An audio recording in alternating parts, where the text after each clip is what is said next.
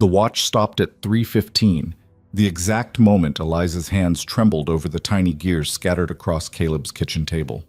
She hadn't meant for him to see this, hadn't meant for anyone to know what she could do.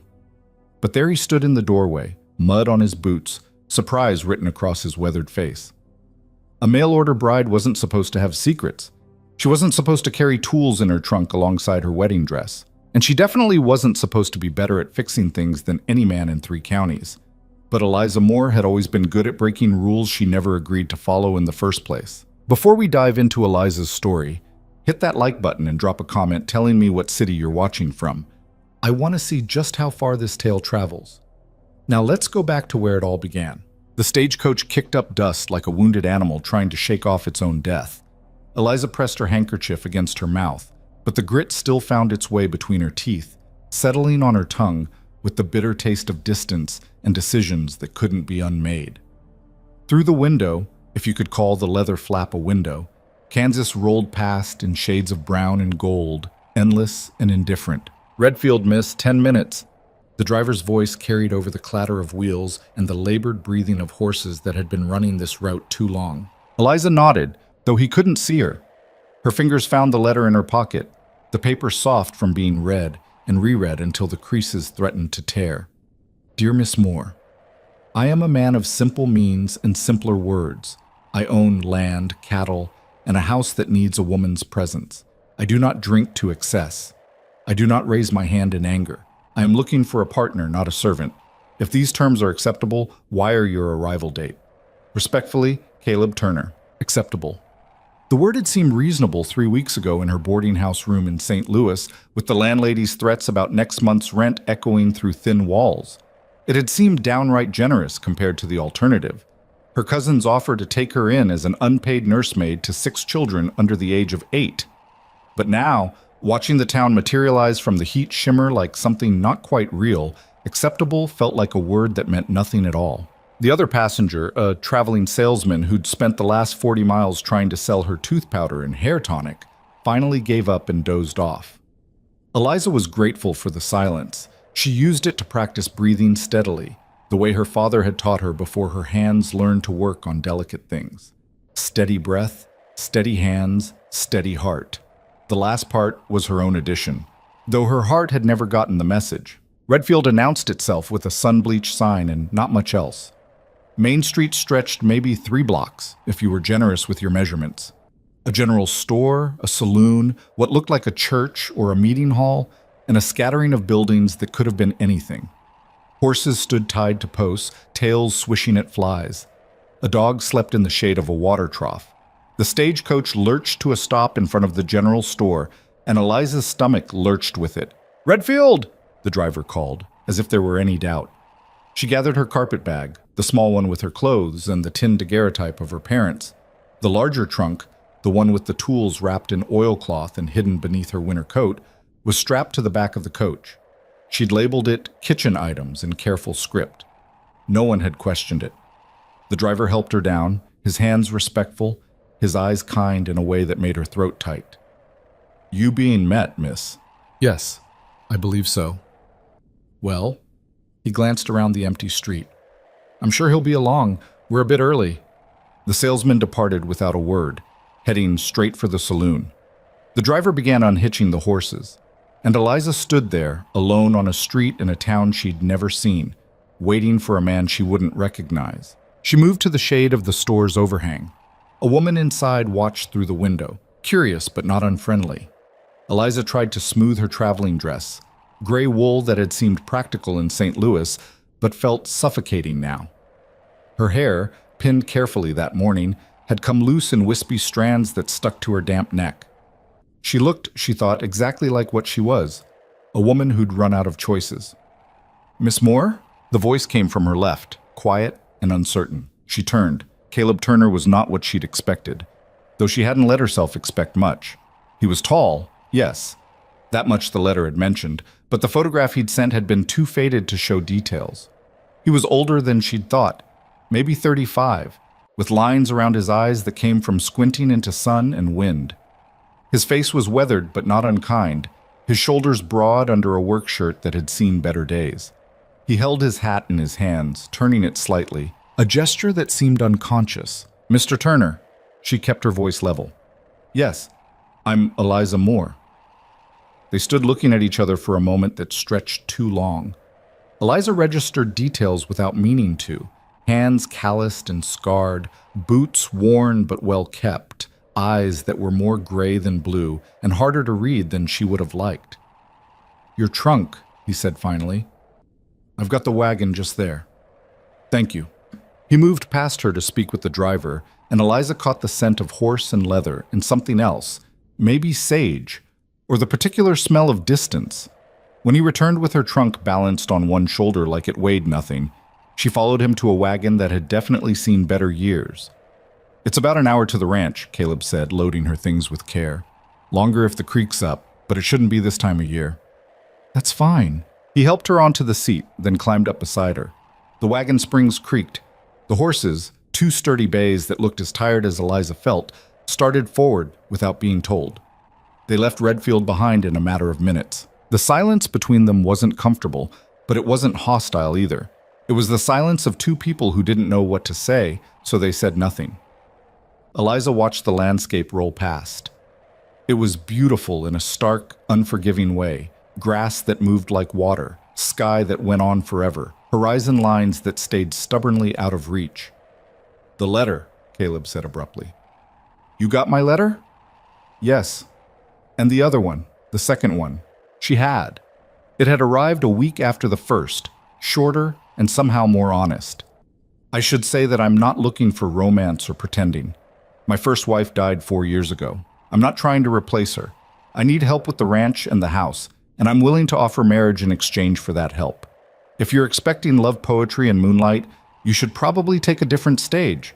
But if you're practical and can work hard, we might suit each other well enough." "I got it," Eliza said. "Just wanted to be clear. Didn't want you thinking—" He stopped, started again. "Some men send letters full of promises they don't mean. Figured honesty was better." "I appreciate honesty." "Good." More silence. A hawk circled overhead, riding thermals Eliza couldn't see. "Can you cook?" Caleb asked. "Yes." "So?" "When necessary."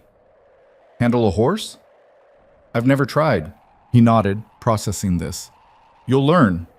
It's not complicated. Animals are simpler than people mostly." "I'll try not to take that personally." It slipped out before she could stop it, that little edge of humor that had gotten her in trouble more than once. But Caleb's mouth twitched, not quite a smile, but close. "Didn't mean it that way." "I know." They passed a soddy, half collapsed and abandoned. Then another. Signs of people who'd tried and failed to make this land give them something back. Eliza wondered if Caleb saw them or if they'd become invisible to him, part of the landscape like the grass and the sky. "Your letter," she said, surprising herself. "You mentioned your wife, if you don't mind my asking." "Fever." His voice went flat. "Winter of 72, fast and mean. Nothing anyone could do." "I'm sorry. It was a long time ago." But the way he said it made her think it wasn't long enough. The wagon hit a rut, and Eliza grabbed the seat to steady herself. Caleb's hand shot out automatically, catching her elbow, then releasing it just as quickly. "Sorry, road gets rough here." "It's all right.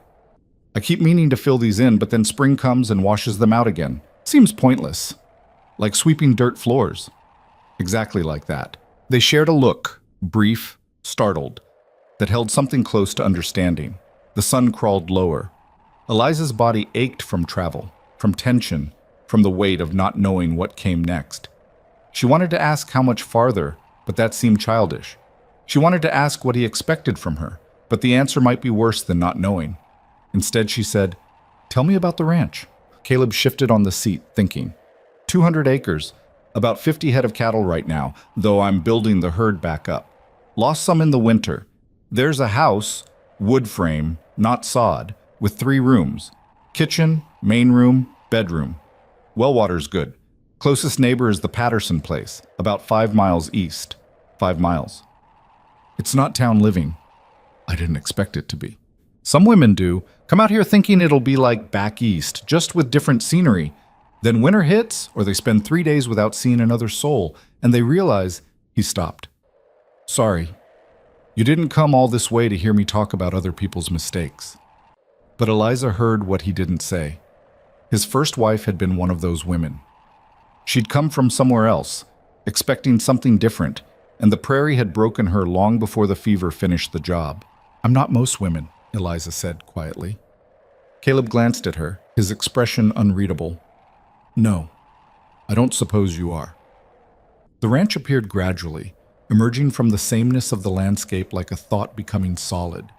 The house stood alone on a slight rise, its wood siding weathered gray but intact. A barn, a corral, a chicken coop. Everything functional, nothing decorative.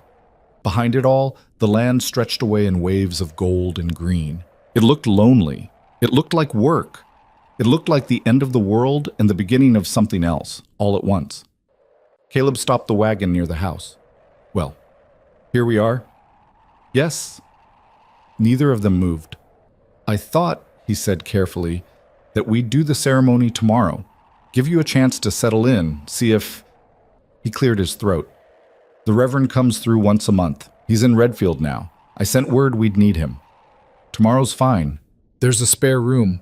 Was going to be a nursery, but... He stood abruptly, jumping down from the wagon. Anyway, you can sleep there tonight, until things are official. Thank you. He carried her trunk inside while Eliza followed, trying not to let her exhaustion show. The house was clean but sparse. A table, 4 chairs, a stove that had seen hard use, curtains at the windows, faded calico, carefully mended, signs of a woman's presence, carefully preserved. His first wife's presence. The spare room was small, just large enough for a narrow bed and a washstand. Caleb set her trunk down gently. There's water in the pitcher, not hot, but clean. I'll make supper in a bit, nothing fancy. I can help. You've been traveling all day. Rest. He left before she could argue, pulling the door closed behind him. Eliza sat on the bed, the ropes creaked but held, and looked around at the bare walls, the single window showing nothing but grass and sky. She had done it. She had actually done it. Gotten on a stagecoach, traveled hundreds of miles, and agreed to marry a stranger for the promise of food and shelter and a place in the world.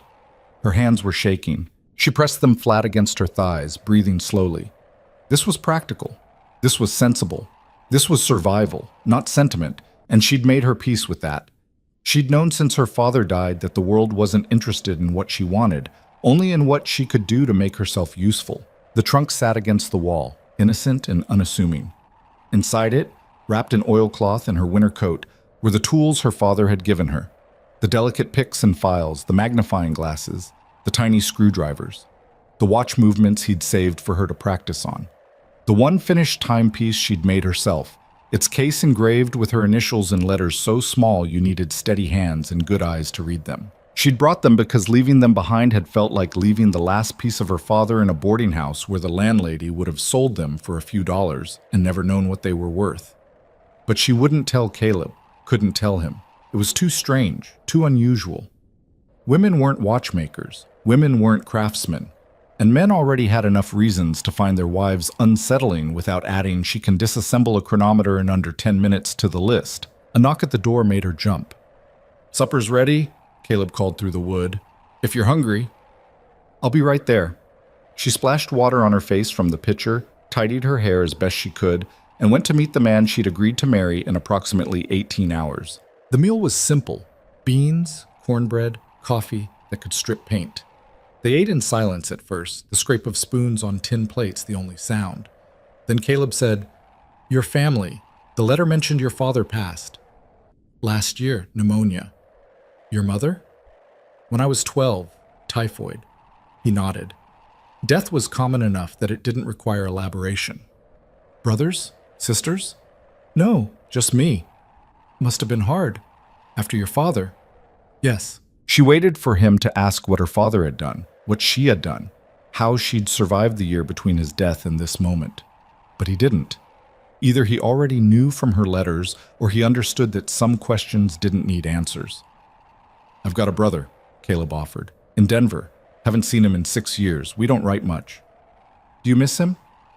He considered this. I miss the idea of him, maybe. The person I remember, but people change. Distance changes them more. Or maybe distance just lets them become who they already were. Caleb looked at her across the table, really looked at her, and Eliza felt suddenly exposed. Like he could see past the practical dress and the careful manners to the girl who'd spent her childhood in her father's workshop, learning to make tiny wheels turn and springs coil, becoming someone who didn't quite fit anywhere. Maybe, he said finally. After supper, he showed her around. The barn where 2 horses and a milk cow watched them with patient eyes, the chicken coop where a dozen hens settled in for the night, the well with its bucket and rope. Everything neat, everything maintained, everything speaking of a man who kept his word about not drinking or laziness. The sun was setting, painting the prairie in shades of orange and purple that seemed impossible, like the land was trying to apologize for its harshness during the day. "It's beautiful," Eliza said, and meant it. "It can be. Other times it'll try to kill you." Caleb's voice was matter-of-fact. "Storms, drought, winter, prairie doesn't care if you think it's pretty." "I suppose nothing does." "Care what we think, I mean." "No, I suppose not." They stood together in the fading light, 2 people who'd agreed to bind their lives together for reasons that had nothing to do with the sunset and everything to do with survival. "Reverend will be here around noon tomorrow," Caleb said. "I asked Patterson and his wife to stand witness. They're good people. You'll like them." "All right." "After, we'll have dinner. Then—" He stopped, started again. "I'm not expecting anything. Tomorrow night or any night. We'll figure things out as we go. No pressure." Eliza's chest tightened with something that might have been gratitude or relief or just exhaustion finally catching up. "Thank you. It's just practical, that's all." "Still, thank you." He nodded, then turned toward the barn. "I've got some things to finish up. You should rest. Tomorrow's going to be a long day." She watched him walk away, his stride unhurried, his shoulders carrying the weight of his own loneliness like something he'd gotten used to. Then she went back inside to the spare room that would be hers for one more night. Sleep should have come easily. She was tired enough. But instead, Eliza lay awake listening to unfamiliar sounds. The house settling, wind in the grass. Somewhere far off, a coyote called, and another answered. She thought about tomorrow, about standing in front of a reverend and promising things she might not be able to keep, about sharing a house with a man who was kind but unknowable, honest but remote, about the tools hidden in her trunk and the secret she'd carry until carrying it became impossible. Her father used to say that a good watch kept time honestly, without complaint, doing the work it was made for. That was all anyone could ask. Eliza hoped the same was true for people, that doing the work, keeping faith with the bargain, would be enough. Because it had to be. There was nowhere left to go but forward. Sometime after midnight, she finally drifted off, her last thought a half-formed prayer to no one in particular. Let this work. Let this be enough. Let me not have made a terrible mistake. In the other room, Caleb lay awake too, staring at the ceiling and wondering the same thing.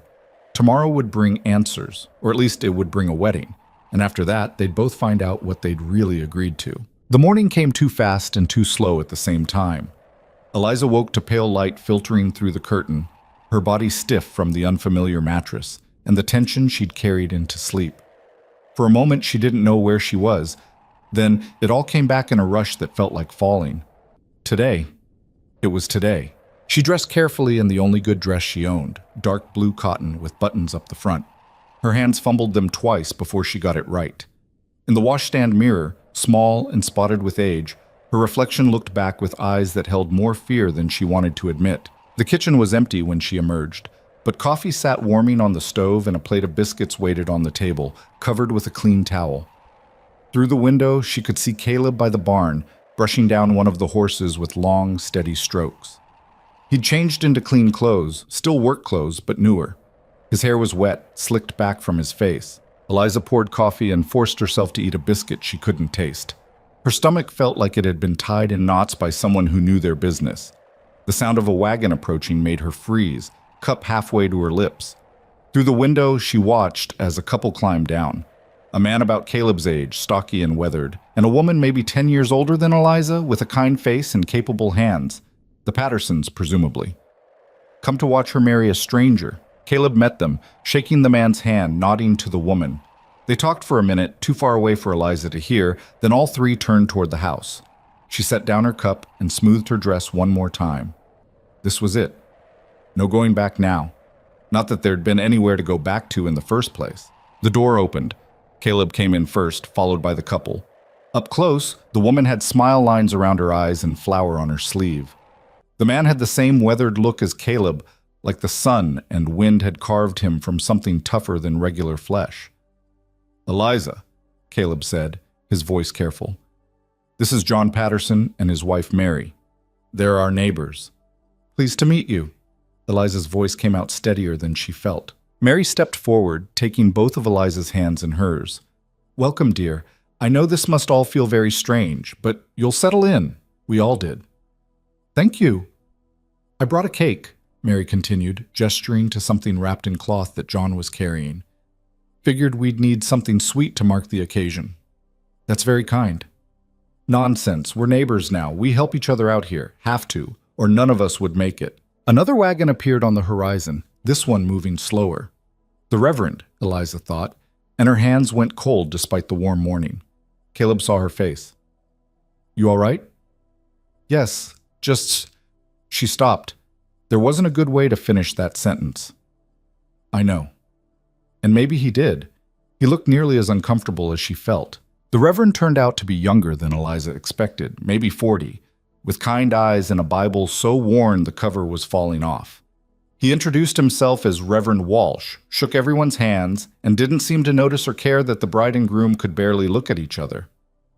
"Well," he said cheerfully, "shall we get started? Beautiful day for it." They gathered in front of the house, the 5 of them, with the prairie stretching away in all directions like the world's largest witness. Reverend Walsh opened his Bible, found his place, and began. Eliza heard maybe half the words. The rest got lost in the sound of her own heartbeat and the wind moving through the grass. She heard "lawful wedded wife" and "sickness and health," and "till death do you part," phrases that sounded simple until you had to promise them out loud to someone you'd known for less than a day. When it came time to respond, her voice cracked on, "I do."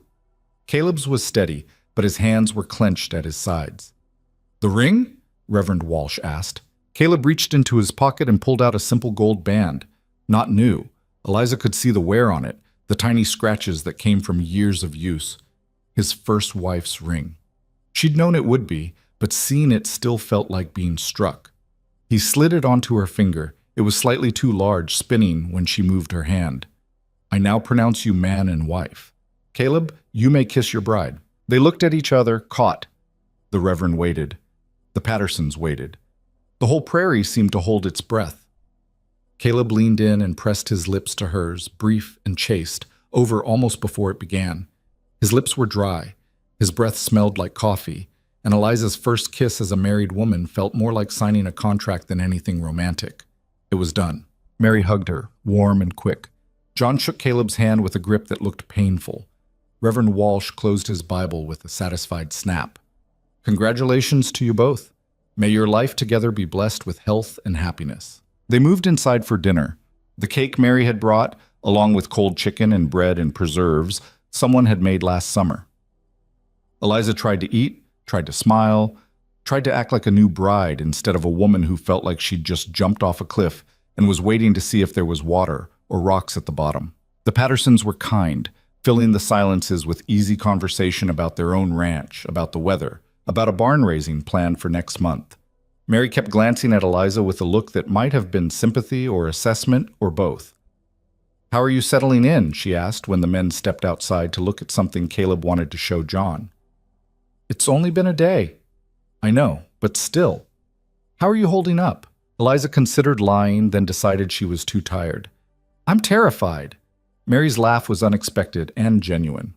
"Well, that's honest. I like you already. Does it get easier? The fear? Eventually. The work? No, that stays hard, but you get stronger." She leaned closer, lowering her voice. "Caleb's a good man, quiet, keeps things to himself too much, but decent through and through. His first wife..." She stopped, seeming to weigh her words. She wasn't cut out for this life. Came from back east expecting something different. It wore her down long before the sickness got her. He told me she died of fever. She did. But she was half gone already. This place, the isolation, it broke something in her. Mary touched Eliza's hand. I'm not telling you this to scare you. Just so you know, he's been hurt. He's careful now. Might take time for him to trust that you're different. What if I'm not? Different, I mean. Are you planning to give up and run back east? There's nothing to run back to. Then you're already different. Sarah, his first wife, she always had somewhere else she wanted to be. You're here because this is where you need to be. That's not the same thing at all. The men returned before Eliza could respond. The Reverend made his excuses. 3 more stops today, needed to keep moving. The Pattersons left shortly after, with promises to visit soon and an open invitation to come by their place anytime. And then it was just the 2 of them, husband and wife, alone in a house that felt too quiet and too small at the same time. Caleb cleared the table without being asked. Eliza washed the dishes. They moved around each other carefully, like dancers who didn't know the steps. I should check the cattle, Caleb said when the last plate was dried. Won't take long. All right. He hesitated in the doorway. Your things from the spare room. I can move them to our room, if you want. Our room. The words hung between them, weighted with implications neither of them wanted to examine too closely.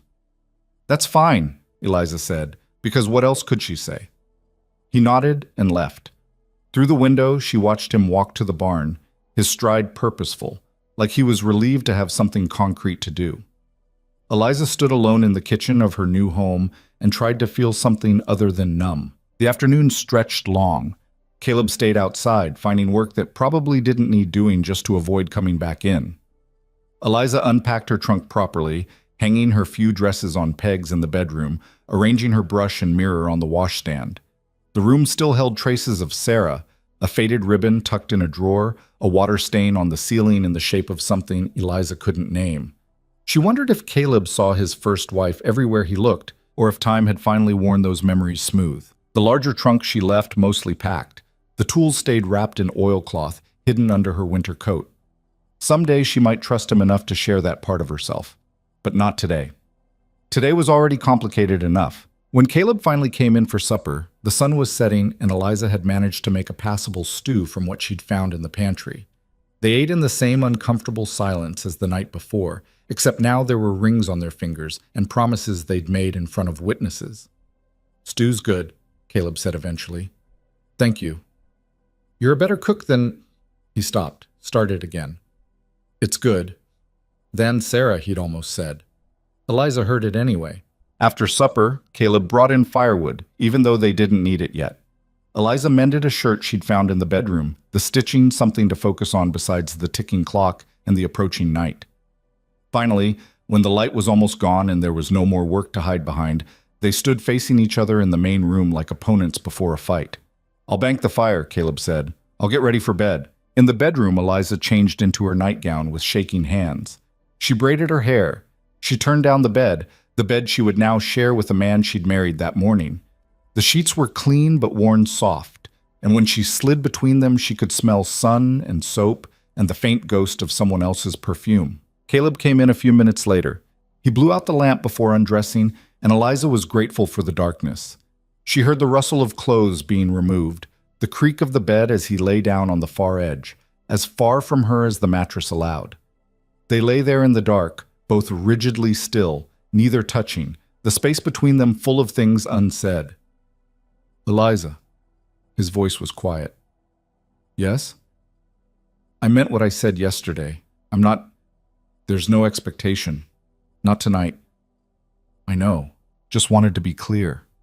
You are. More silence. Then, so soft she almost missed it. Good night. Good night. She lay awake for hours, listening to him breathe, feeling the mattress shift slightly when he moved. This was her life now. This bed, this house, this man. She'd chosen it, or chosen it as much as anyone chose anything when the alternatives were worse. Eventually, exhaustion won. She drifted off sometime before dawn, and if she dreamed, she didn't remember. The next days fell into a pattern. Caleb rose before sunrise to tend the animals and check the fence lines. Eliza learned the rhythms of the house, where the well bucket hung, how the stove liked to be fed, which floorboard creaked. They spoke in short sentences, practical things. Need anything from town? Chicken coop needs mending. Water barrel's running low. It wasn't hostile. It wasn't even unfriendly. It was just careful, both of them testing the boundaries of this new arrangement. Mary Patterson visited 3 days after the wedding, bringing eggs and gossip about people Eliza didn't know yet. She stayed for coffee, talking easily while Eliza listened and tried to memorize names and relationships. "You're doing fine," Mary said when she left. "Better than fine. Give it time." But time felt strange out here. Days blurred together, marked only by the work that needed doing. Eliza learned to feed the chickens, collect eggs without getting pecked, pump water without splashing. Her hands, used to delicate work with tiny tools, learned to grip a pitchfork and haul heavy buckets. She learned about Caleb, too, in small pieces. He was left-handed. He took his coffee black and bitter. He talked more to the horses than to her, his voice gentler when he thought no one could hear. He slept on his right side, curled in on himself like he was protecting something. And sometimes, in the middle of the night, he said a name that wasn't hers. Sarah. Eliza pretended she didn't hear it. A week after the wedding, Caleb came in from the barn with his shirt torn at the shoulder. "What happened?" Eliza asked. "Caught it on a nail, nothing serious." "Let me see." He hesitated, then pulled the shirt off. There was a scratch on his shoulder, not deep but long, beaded with blood. Eliza fetched water and clean cloth, gesturing him to sit. "This might sting," she warned. "I've had worse." She cleaned the wound carefully, aware of how close she was standing, how warm his skin was under her hands. She could feel him tense, whether from pain or proximity, she couldn't tell. "You're good at this," he said. "My father was sickly the last few years. I learned to tend wounds." "What did he do?" "Your father?" The question caught her off guard. She'd been so careful not to mention his work, afraid of where the conversation might lead. "He had a shop. Repairs mostly." "What kind of repairs?" "Small things. Clocks, watches, delicate work." Caleb was quiet for a moment. "Did he teach you?" Her hands stilled. "Some. Useful skill. For a man, maybe." "Why only for a man?" "Because that's what everyone always said. Because women's hands were supposed to be for sewing and cooking and babies, not for understanding how gears meshed and springs coiled. Because she'd spent years hiding what she could do, afraid of being called strange or unnatural." "Just is," she said finally, tying off the bandage. He caught her wrist gently before she could step away. "I didn't mean to pry." "You didn't. If you want to talk about him, your father, I'll listen." Something in his voice made her look at him properly. His eyes were serious, his grip careful. He was trying, she realized, trying to build something between them beyond the practical partnership they'd agreed to. "Maybe sometime," she said quietly. He released her wrist. "Whenever you're ready." That night, Caleb didn't sleep on the far edge of the bed. Not close to her, not touching, but not avoiding her either. It was a small shift, barely noticeable, but Eliza noticed. The days kept coming. Eliza's body learned the work. Her hands roughened, her back strengthened. She stopped feeling breathless after carrying water from the well. She learned to read the sky for weather, to judge when the bread had risen enough, to tell which chicken was broody and which was just mean. And slowly, almost imperceptibly, she and Caleb learned each other. She discovered he hummed while he worked, tuneless but constant, that he saved the best pieces of meat for her plate, that he slept fitfully before storms, restless in ways he never showed during the day. He learned that she was stronger than she looked, that she never complained, even when the work was hard, that she had a quick mind and a dry sense of humor that caught him off guard. They talked more, not about important things, not yet, but about the daily details that made up a life. Caleb told her about the land, which sections flooded in spring, where the best grass grew. Eliza asked questions, learning the things she'd need to know to survive here. "You're picking this up fast," he said one evening as they sat on the porch after supper. "Faster than—" He stopped himself. "Faster than Sarah?" He looked at her, surprised. "Mary told you about her?" "Some, and you say her name sometimes. At night." His face went still. "I didn't know that." "It's all right." "It's not, though. You're my wife now. You shouldn't have to—" He rubbed his face, frustrated. I'm sorry. You loved her. I did. But she's gone and you're here, and that's not fair to you. Eliza watched the sun sink toward the horizon, painting everything gold. My father used to say that fairness was a luxury, that most of us just had to make do with what we got. Sounds like a practical man. He was. She paused. He would have liked you, I think. Yeah. You're honest. He valued that. They sat in comfortable silence, watching the prairie change colors as the light faded. A cool breeze kicked up, carrying the scent of grass and distance. I should tell you something, Caleb said abruptly. About Sarah. About why. About what happened. Eliza waited, not pushing. She wasn't built for this. The isolation, the work, the endless sameness of it. She tried, I'll give her that. But she was miserable. Cried herself to sleep more nights than not. Begged me to sell the ranch, move to town, find different work. He leaned forward, elbows on his knees. I didn't. Told myself she'd adjust, that she just needed more time. But she never did. And then the fever came, and maybe, his voice cracked. Maybe part of her was relieved. You can't know that.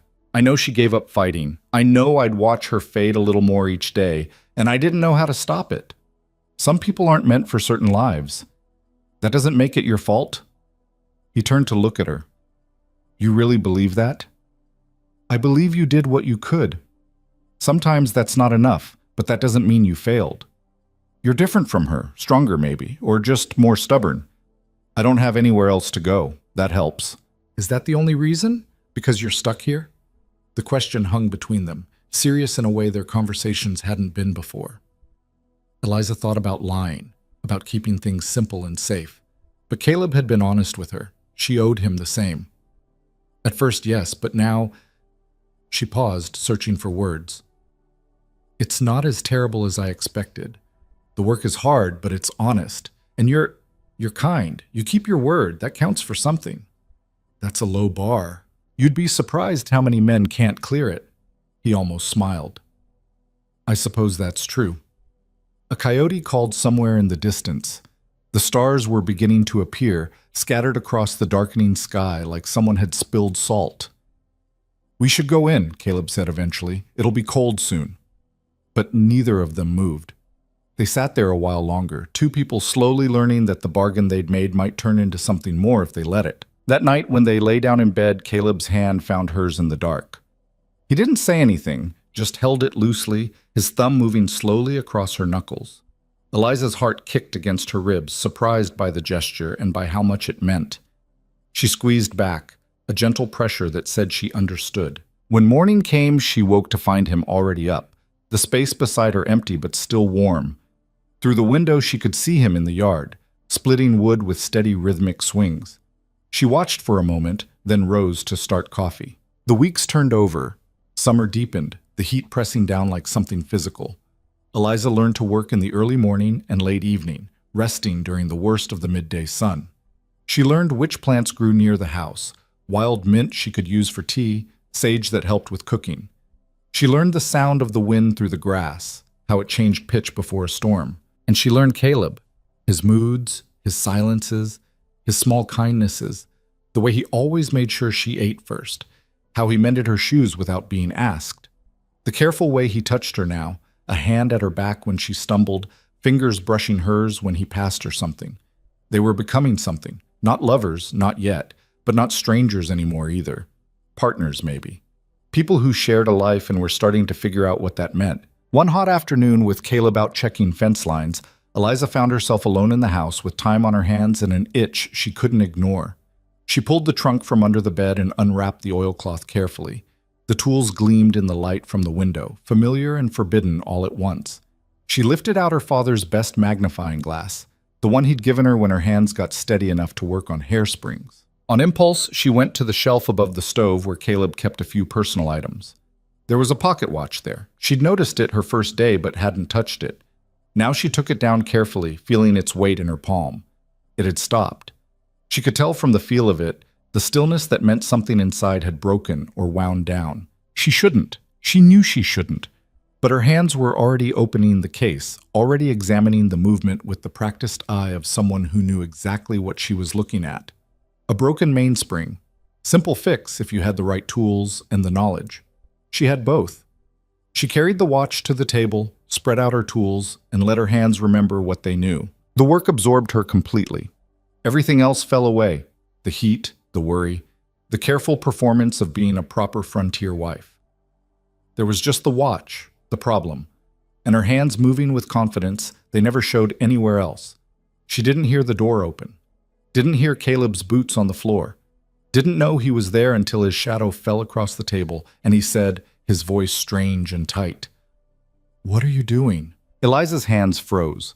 The watch lay partially disassembled before her, tiny gears and springs spread across the table like evidence of a crime. Her tools gleamed in the afternoon light, delicate and precise and completely damning. She looked up at Caleb. His face was unreadable, his eyes fixed on the watch, then on her hands, then on her face. "I can explain," she said, and hated how weak her voice sounded. "You're a watchmaker."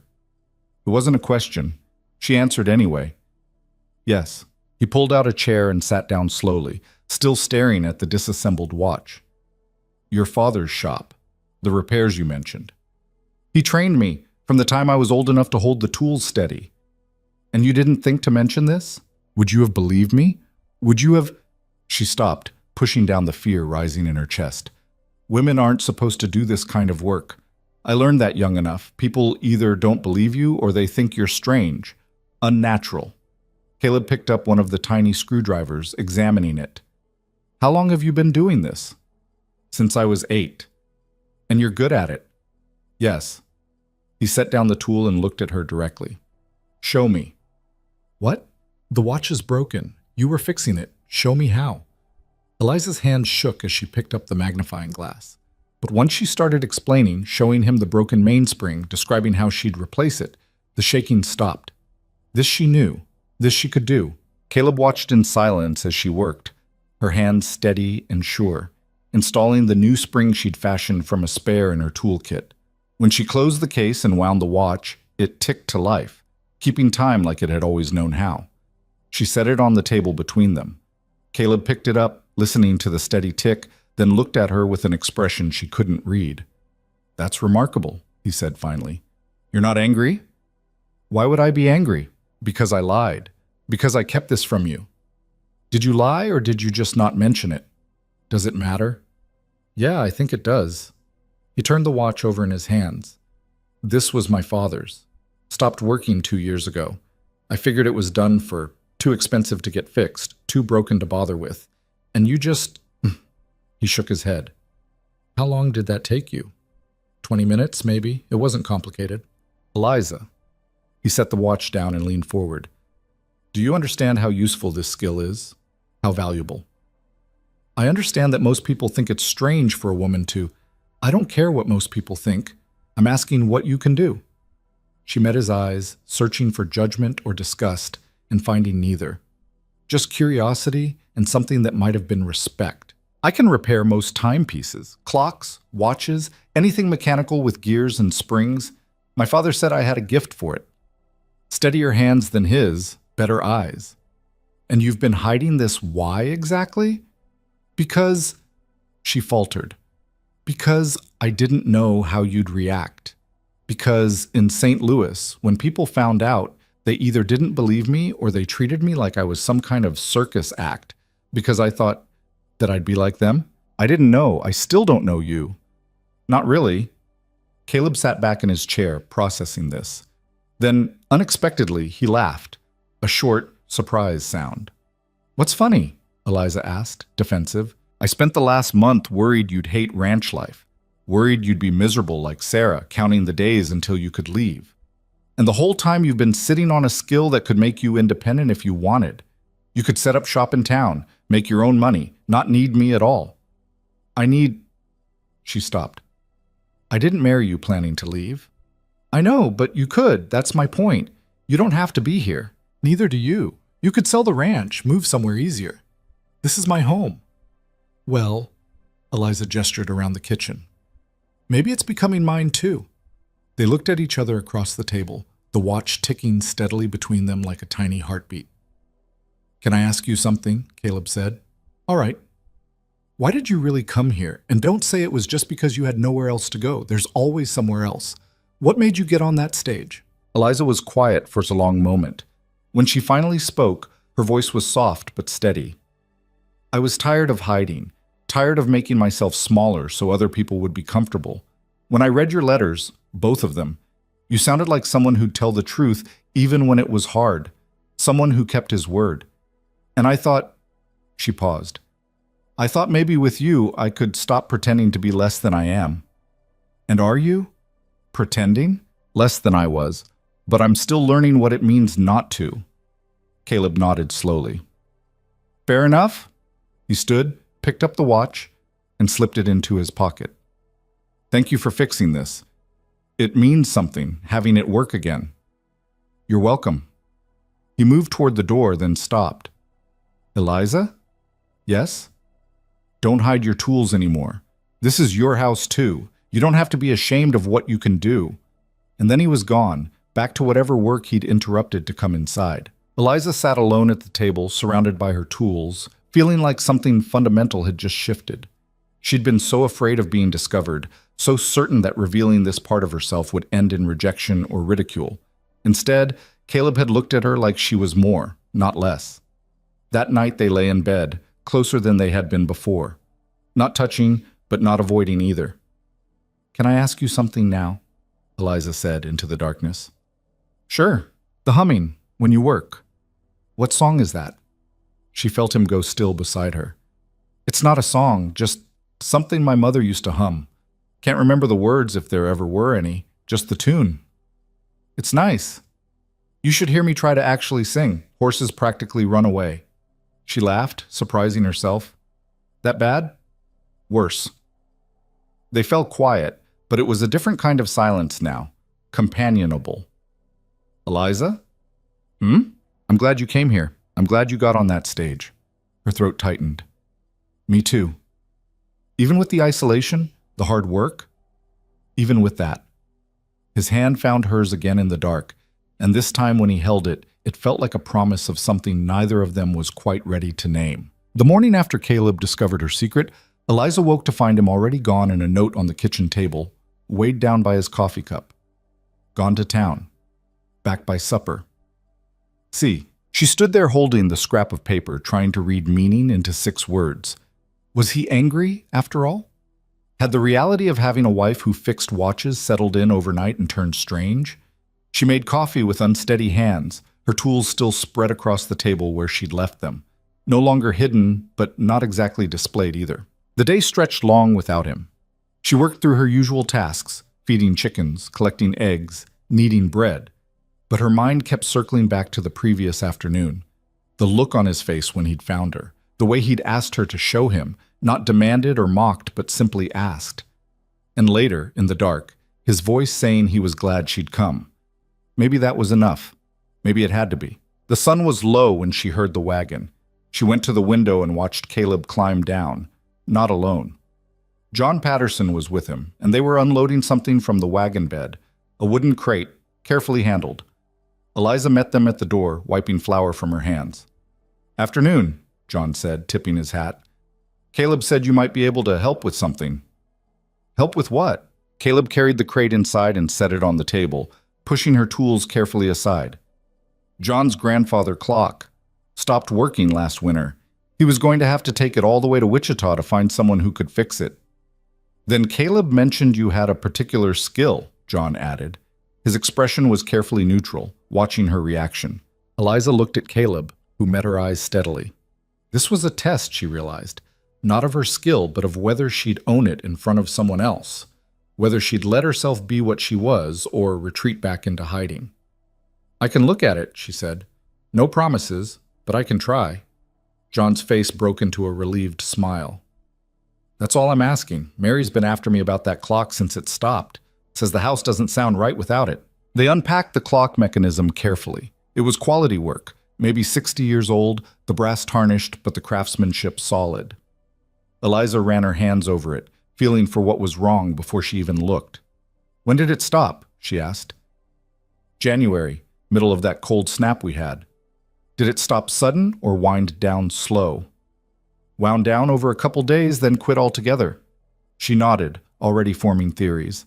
I'll need good light in a few hours. Can you leave it? Long as you need. Like I said, the alternative is a 3-day trip to Wichita. After John left, Caleb helped her move the mechanism to the table by the window, where the afternoon light was best. He didn't hover or question, just positioned it where she asked and stepped back. You told him, Eliza said quietly. I asked if he minded. He said if you could fix it. He didn't care if you were a dancing bear. High praise. He meant it as a compliment. She looked at him, then really looked. Why did you do this? Because hiding what you can do doesn't help anyone, because you're too good at it to keep it secret, and because, he paused, because I want you to be yourself here, whatever that looks like. Something warm unfurled in Eliza's chest, unexpected and a little frightening. Thank you. Don't thank me yet. If you can't fix it, John will probably never let me hear the end of it. But she could fix it. The problem was obvious once she got inside. A bent anchor that was catching on the escape wheel, probably from the cold making the metal contract unevenly. She had it corrected in under an hour, the clock ticking steadily by the time Caleb came back from evening chores. He stood in the doorway, listening to the measured beat. That was fast. It wasn't complicated, just needed someone who knew what to look for. And that's you. Yes, that's me. Word spread faster than Eliza expected. John must have told Mary, who told someone else. And within 2 weeks, Eliza had 3 more repair jobs waiting. A pocket watch from the general store owner in Redfield, a mantel clock from the school teacher, a delicate lady's watch that Mary herself brought over, her grandmother's, that hadn't run in 5 years. I can pay, Mary said. Whatever's fair. You brought me a cake on my wedding day, Eliza replied. Consider this trade. That cake was 50 cents of ingredients. This is skilled labor. Then bring me 50 cents of ingredients next time you visit. She fixed them all, her confidence growing with each successful repair. The work felt like coming home to a part of herself she'd locked away. Her hands remembered everything her father had taught her, and being able to use that knowledge openly, without shame or secrecy, was like breathing deeply after years of holding her breath. Caleb watched this transformation with something in his eyes that Eliza was learning to recognize, pride, maybe, or respect. He started bringing her mechanisms he found at estate sales in town, broken clocks that people were selling for parts. She'd work on them in the evenings while he mended tack or read from his small collection of books, the two of them sharing the space in comfortable quiet. One night, about a month after he'd discovered her secret, Caleb set down the harness he was working on and said, You could do this for real, you know. I am doing it for real. I mean as a business. Set up in town, charge proper rates. There's nobody doing this kind of work between here and Wichita. You could make good money. The idea was tempting and terrifying in equal measure. I'm needed here, on the ranch. You'd still live here. Just spend a few days a week in town, maybe. We could work it out. You'd be all right with that? Your wife working? My wife is working, just want to make sure she's getting paid fairly for it. Eliza set down the watch she'd been cleaning. Why does this matter to you so much? Caleb was quiet for a moment, his hands stilling on the leather. Sarah was miserable here because she had nothing of her own. Everything was about the ranch, about what I needed, what the land demanded. She felt like she was disappearing. He looked up. I don't want that for you. If you've got something that's yours, something you're good at, seems wasteful not to use it. You're not like most men. I don't know about that. Maybe I just learned from my mistakes. Maybe you're just decent. That bar is still too low. She smiled despite herself. Well, you keep clearing it anyway. The conversation shifted to other things, but the seed was planted. Over the next weeks, Eliza found herself thinking about it more and more. What would it mean to have her own income, her own enterprise? To be known for something other than being Caleb Turner's second wife? The answer came from an unexpected source. Reverend Walsh stopped by one afternoon carrying a beautiful German-made clock that had belonged to his mother. Stopped keeping time, he said apologetically. I know you're probably busy with the ranch, but Caleb mentioned you had a talent for this sort of thing. I can look at it. I can pay. Not much on a reverend's salary, but whatever you think is fair. She fixed it that evening, a simple mainspring replacement. When Walsh returned to collect it, he set $2 silver on the table. "That's too much," Eliza said. "That's what I'd have paid in Kansas City, and I'd have had to wait 3 weeks. Here, you did it in a day." He pocketed the watch. "I've been thinking. There's an empty storefront next to the general store in Redfield. Owner died last year. His son doesn't know what to do with it. You could probably lease it cheap. I don't know if... Just think about it. You've got a skill people need, and Redfield could use the business. Brings money into the town, gives folks a reason to stop here instead of going straight through to Wichita." He tipped his hat. "Talk it over with your husband. But I think you'd do well." After he left, Eliza sat at the table, staring at the $2 silver, her first real payment for her work. It felt heavy, significant in a way that had nothing to do with the actual weight of the coins. That night, she brought it up with Caleb. "Walsh thinks I should open a shop in town. What do you think?" "I think it's crazy. I've been here 2 months. I barely know anyone, and I'd be leaving you to manage everything here alone half the week. I managed alone before you came. That's not the same." "No," he agreed. "It's not. But Eliza..." He reached across the table, taking her hand. "You light up when you're working on those clocks. I see it. You're good at ranch work. You don't complain, but it's not what you were meant to do. This is. What about what you need? I need you happy. If that means you spend 3 days a week in town running a shop, then that's what it means. You make it sound simple. Maybe it is. Maybe we're the ones making it complicated." She looked at their joined hands, his calloused and scarred from years of hard work, hers growing rougher, but still capable of the delicate precision her craft required. 2 months ago, these hands belonged to strangers who'd made a practical arrangement. Now they belonged to people who were becoming something more, something neither of them had exactly planned on. "I'm scared," she admitted. "Of what? That I'll fail, that people won't take me seriously, that I'll invest everything in this and it won't work, and then I'll have nothing. You'll still have the ranch. You'll still have me." "Will I?" His grip tightened. "Yes. Whatever happens with the shop or doesn't happen, that doesn't change. Promise?" "I promise." 2 weeks later, Eliza rode into Redfield with Caleb and stood looking at the empty storefront. It was small, just one room with a back area for storage, but it had good windows and a solid door. The rent was $15 a month, which seemed impossible until she calculated how many repairs she'd done in the past month and realized she'd already earned nearly that much. "What do you think?" Caleb asked.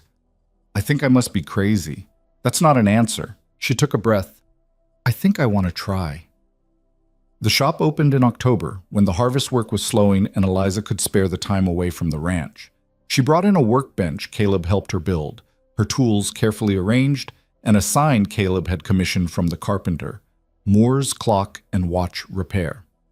He'd used her maiden name without asking, somehow understanding that she needed this to be hers alone. The first week was slow. A few curious visitors, one actual repair job from a farmer who'd been saving a broken watch for years. But word continued to spread, carried by people like Walsh and the Pattersons, and by the second week, she had steady work. She developed a routine. Monday through Wednesday in town, staying in a small room above the general store that cost 50 cents a night. Thursday through Sunday at the ranch, helping Caleb with whatever needed doing and catching up on the work she'd missed. It was exhausting and exhilarating in equal measure. Caleb adapted too, taking on tasks Eliza usually handled without complaint. They'd reconnect on Thursday evenings, trading stories about their separate days, slowly learning this new rhythm of being together and apart. It was working. Against all odds, it was actually working. Then came the afternoon that changed everything. Eliza was at the shop, working on a particularly delicate pocket watch, when Caleb appeared in the doorway. He was supposed to be at the ranch. She wasn't expecting him until the weekend. One look at his face told her something was wrong. "What is it?" She set down her tools immediately. "It's nothing bad, just..." He came inside, closing the door behind him. "I need to show you something." He pulled a small wooden box from his pocket and set it on her workbench.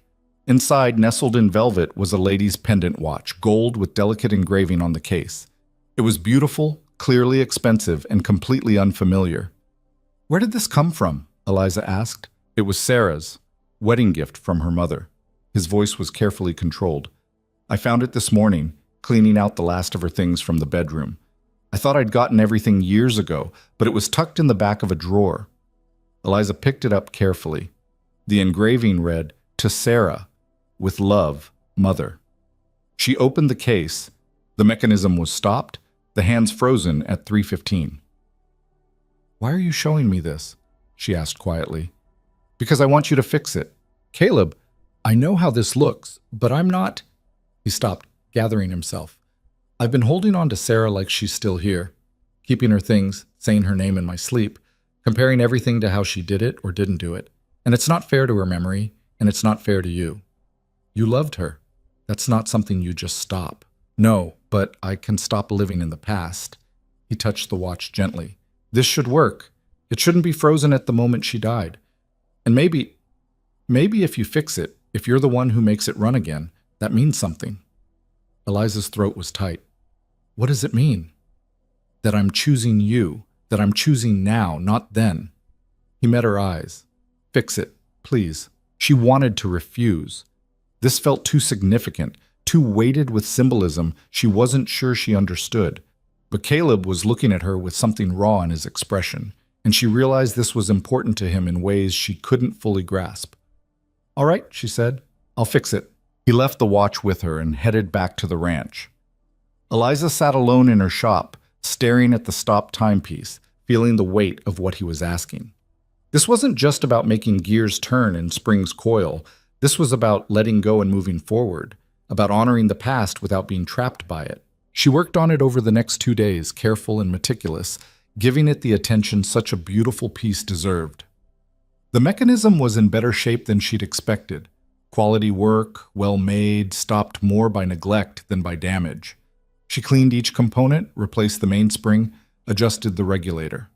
When she wound it and heard it tick to life, the hands moving past 3:15 for the first time in 4 years, something in her chest loosened. That Thursday, she brought it home. Caleb was on the porch when she arrived, and she could tell from his posture he'd been waiting.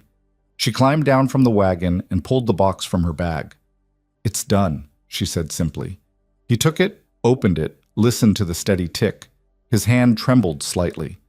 For a long moment, he just stood there, and Eliza wondered if she'd misunderstood, if fixing it had been the wrong choice after all. Then he closed the box and looked at her. "Thank you. What will you do with it?" "I thought, if you don't mind, I'd like to sell it. Use the money for the shop or for something we need here. Something practical. Something for us." Eliza's eyes stung. "You don't have to." "I want to. It's time to let her rest. Really rest." He stepped closer, and for the first time since their wedding, he pulled her into his arms. It wasn't passionate or dramatic, just solid and real, his chin resting on top of her head, his heart beating steady against her ear. "I'm falling in love with you," he said quietly. "I don't know if that's what you want to hear or if it's too soon, or if I'm supposed to keep that to myself. But I'm tired of not saying things, tired of keeping everything locked up." Eliza's arms came up around him, holding tight. "I'm falling in love with you too. Have been for a while now. Yeah?" "Yeah." They stood there as the sun set, two people who'd started as strangers and were becoming something neither of them had dared to hope for. When they finally pulled apart, Caleb kept hold of her hand. "Come inside," he said. "I made dinner. It's probably terrible, but I tried." It was terrible. Burned stew and underbaked biscuits, but they ate it anyway, laughing about his lack of cooking skills, planning what they'd do with the money from Sarah's watch, talking about the future like it was something they were building together, instead of something that was just happening to them. That night when they went to bed, everything was different. The careful distance they'd maintained, the polite boundaries, the sense that this was temporary or conditional, all of it dissolved. Caleb reached for her and she reached back, and what happened between them was tender and awkward and human, marked by nervous laughter and whispered reassurances and the quiet discovery of what it meant to choose each other completely. Afterward, lying in the dark with her head on his chest, Eliza felt something she hadn't felt since her father died. Safe. Not because nothing bad could happen, but because whatever did happen, she wouldn't face it alone.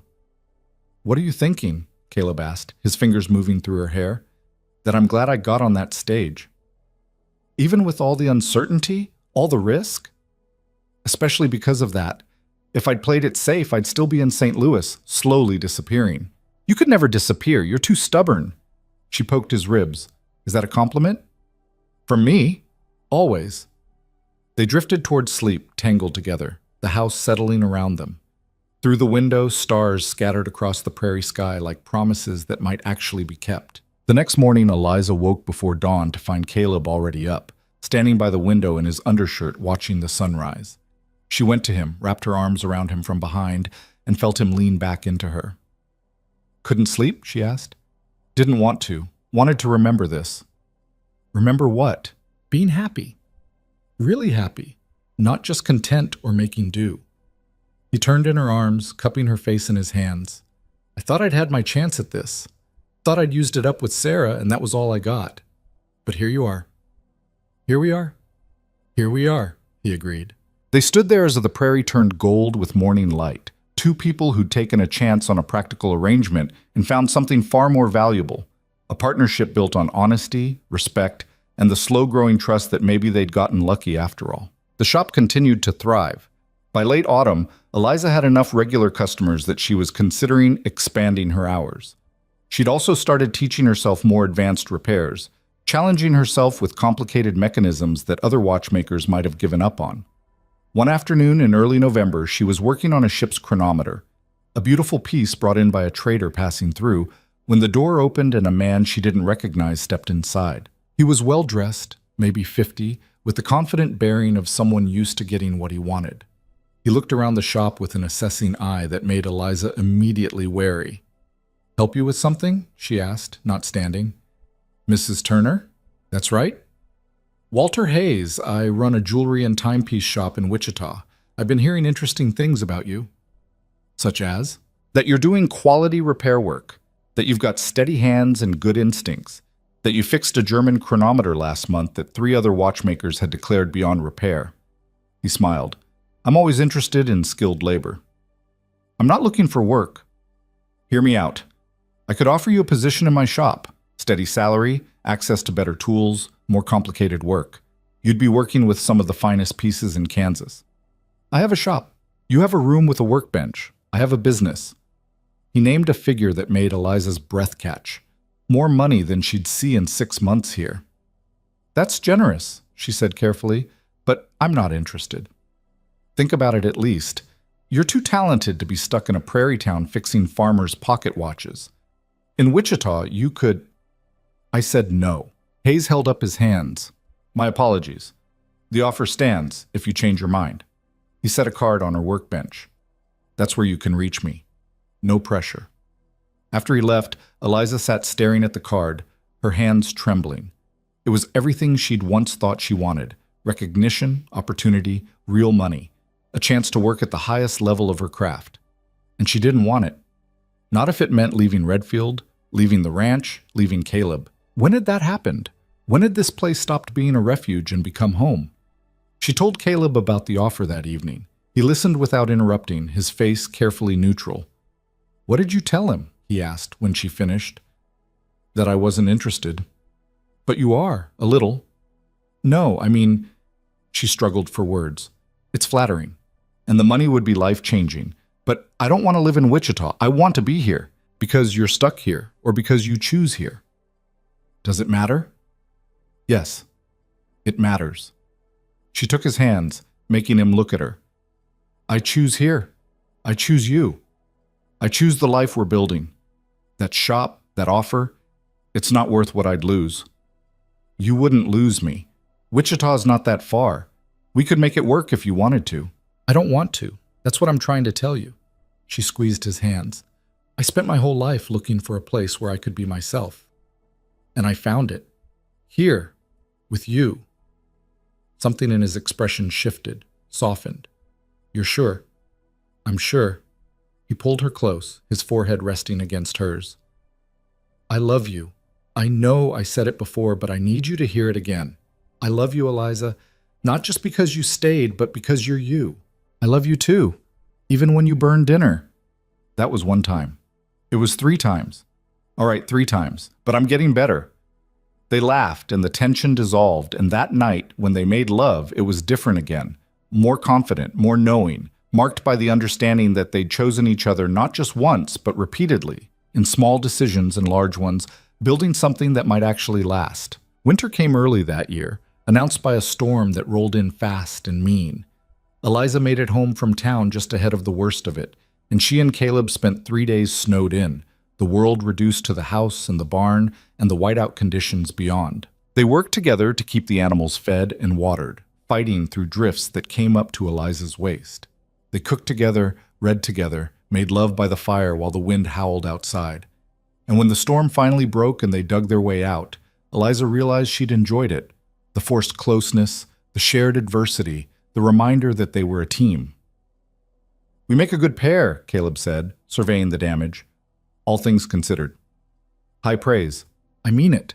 You didn't complain once, didn't panic, just did what needed doing." "So did you." "Yeah, well, I've had practice." They rebuilt what the storm had broken, repaired what could be saved, and moved forward. Because that's what you did on the prairie. You survived what came, you adapted, and you kept going. By December, Eliza's shop was profitable enough that she could contribute equally to the household expenses. It changed something between them, that financial partnership. She was no longer dependent on Caleb's charity or goodwill. She was an equal partner in every sense. One evening, working on year-end accounts together, Caleb said, "We should expand the cattle operation next spring. The market's good, and we've got the grazing land." "How much would that cost?" He showed her the figures. It was substantial but doable, especially with Eliza's income added to his savings. "What do you think?" he asked. "I think we should do it, but I want to expand the shop too. Maybe hire someone to help so I can take on more complicated work. We might be spreading ourselves thin, or we might be building something real." They looked at each other across the table, the lamp casting shadows that made them both look older, more serious. "All right," Caleb said. "Let's do both. Build it together." "Together?" Eliza agreed. And there it was, the thing that had been growing between them since that first awkward meeting in Redfield. Not romance in the storybook sense, not passion that burned hot and fast, but something deeper, more durable. A partnership based on respect and honesty and the daily choice to build a life together, piece by careful piece. They were building a marriage the way Eliza built a watch, with patience and precision, fitting each component carefully until the whole thing worked. It wasn't perfect. They still fought sometimes, still frustrated each other, still carried scars from before they'd met, but they were making something that would last, something that could withstand the storms and the isolation and the hard work. Something worth keeping. Spring came late that year, the ground staying frozen longer than anyone could remember. Eliza spent extra days at the shop, grateful for the warmth of the stove and the steady work that kept her hands busy. By April, she'd saved enough to hire a young man named Thomas Birch, fresh from an apprenticeship in St. Louis, who jumped at the chance to work under someone with her reputation. "You're really her?" he'd asked at the interview, starstruck. "The woman who fixed the Hamilton chronometer everyone said was dead?" "I'm really her," Eliza had confirmed, amused and slightly embarrassed. With Thomas handling the simpler repairs, Eliza could focus on the complicated pieces, the challenges that made her hands ache and her eyes strain, but left her feeling alive in ways ranch work never quite did. Caleb noticed the change in her, the way she practically vibrated with energy when she came home from town. "You're happy," he said one Thursday evening, watching her unpack her tools. "I am." "Good. You should be." But there was something in his voice that made her look closer. He seemed tired, his movement slower than usual, and there was a tightness around his eyes she didn't like. "Are you all right?" she asked. "Fine. Just busy. Spring calving's starting, and I'm down a hand since Morrison left for Colorado." "You should hire someone." "Can't afford it yet. Not till we sell the yearlings in fall." Eliza frowned. They'd talked about expanding, about growing the operation, but she hadn't fully grasped how much of the burden fell on Caleb alone when she was in town. Guilt pricked at her conscience. "I could stay home more, help with—" "No." His voice was firm. "We agreed. Your shop is important. I'm managing fine." "You don't look fine." "I'm tired, Eliza. That's all. Nothing a good night's sleep won't fix." But he didn't sleep well. She felt him toss and turn beside her, heard him get up twice during the night. In the morning, he was already out at the barn before she woke, And when she brought him coffee, she found him leaning against the fence rail, breathing hard like he'd been running. "Caleb?" He straightened quickly, taking the coffee. "Thanks." "What's wrong?" "Nothing. Just moved too fast, got a little dizzy." "You should rest today. Let me handle the morning chores." "I'm fine." But his hand shook slightly as he raised the cup, and Eliza's worry deepened. She stayed home that week, telling Thomas to manage the shop without her. Caleb protested, but gave up when he realized she wouldn't budge. Together they worked through the calving, delivering 3 healthy calves and losing one that came breech and suffocated before they could save it. The death hit Caleb hard, harder than it should have, Eliza thought, watching him stand over the tiny body with his jaw clenched tight. "It happens," she said gently. "You can't save them all." "I know that." "Then why does this one feel different?" He was quiet for a long time. Finally, he said, "Sarah was pregnant when she died. I didn't tell you that before." Eliza's breath caught. "Caleb, she was 3 months along. We'd just started to believe it might actually happen, that we might have a child. Then the fever came and—" His voice cracked. "I lost them both." She went to him, wrapping her arms around him from behind, her cheek pressed to his back. "I'm sorry. I'm so sorry. It's been years. Shouldn't still hurt like this." "I don't think grief works on a schedule." He turned in her arms, holding her tight. "I want children with you. I know we haven't talked about it, but I do. I want a family." "So do I." Yeah. They stood there as the barn, surrounded by the smell of hay and animals, making plans for a future that felt more real than anything Eliza had imagined back in St. Louis. A future with children, with a growing ranch, with 2 businesses that supported each other. It was terrifying and wonderful, and so far from the cautious arrangement they'd started with that sometimes Eliza had to stop and remind herself this was real. But the worry didn't leave her. Caleb's tiredness persisted, along with occasional dizzy spells he tried to hide. She caught him gripping the fence rail more than once, saw him pause to catch his breath after tasks that shouldn't have winded him. When she pushed him to see a doctor, he refused. "It's just spring. Always wears me down." "This is different." "You're worrying over nothing." "Then prove me wrong. Go to town. See Dr. Matthews." "When I have time." But time kept slipping away, filled with work that couldn't wait, and problems that demanded immediate attention. A fence line down, cattle getting into the Pattersons' wheat field, a horse with an abscess that needed draining. Caleb handled it all with his usual quiet competence, and Eliza tried to believe he was right, that she was worrying over nothing. Then came the night in early May when everything changed. Eliza woke to find Caleb's side of the bed empty and cold. Through the window, she could see lamplight in the barn. She pulled on her robe and went to investigate, her bare feet cold on the packed earth. She found him collapsed against the barn wall, his face gray, breathing in shallow gasps. "Caleb!" She dropped to her knees beside him. "What happened?" "Just dizzy. Needed air. You're freezing. How long have you been out here?" "Don't know. Hour, maybe." "An hour." He'd been out here struggling while she slept, too stubborn or too frightened to call for help. Anger and fear warred in her chest. "We're going to the house. Now!" She got under his arm, taking as much of his weight as she could manage. He didn't protest, which scared her more than anything else. Caleb never accepted help unless he had no choice. She got him inside, into bed, piled blankets on top of him. His skin was clammy, his pulse too fast. She built up the fire, heated water for tea he couldn't keep down, and sat beside him through the rest of the night, watching his chest rise and fall, and praying to anyone who might listen that she wouldn't lose him. By morning, the worst had passed. His color was better, his breathing steadier. But when Eliza demanded they ride to town immediately to see Dr. Matthews, Caleb finally agreed without argument. The doctor was a gruff man in his 60s who'd seen everything the prairie could throw at the human body and wasn't easily rattled. He examined Caleb thoroughly, asked pointed questions, and finally sat back with a frown. "Your heart's working too hard," he said bluntly. "Could be a dozen things causing it. Could be nothing serious, or could be something that'll kill you if you don't slow down." "Can you fix it?" Caleb asked. "I can give you medicine that might help, digitalis from foxglove, but mainly you need to rest. No heavy work for at least a month." "That's impossible. It's spring, calving season." "Then hire help or sell some cattle.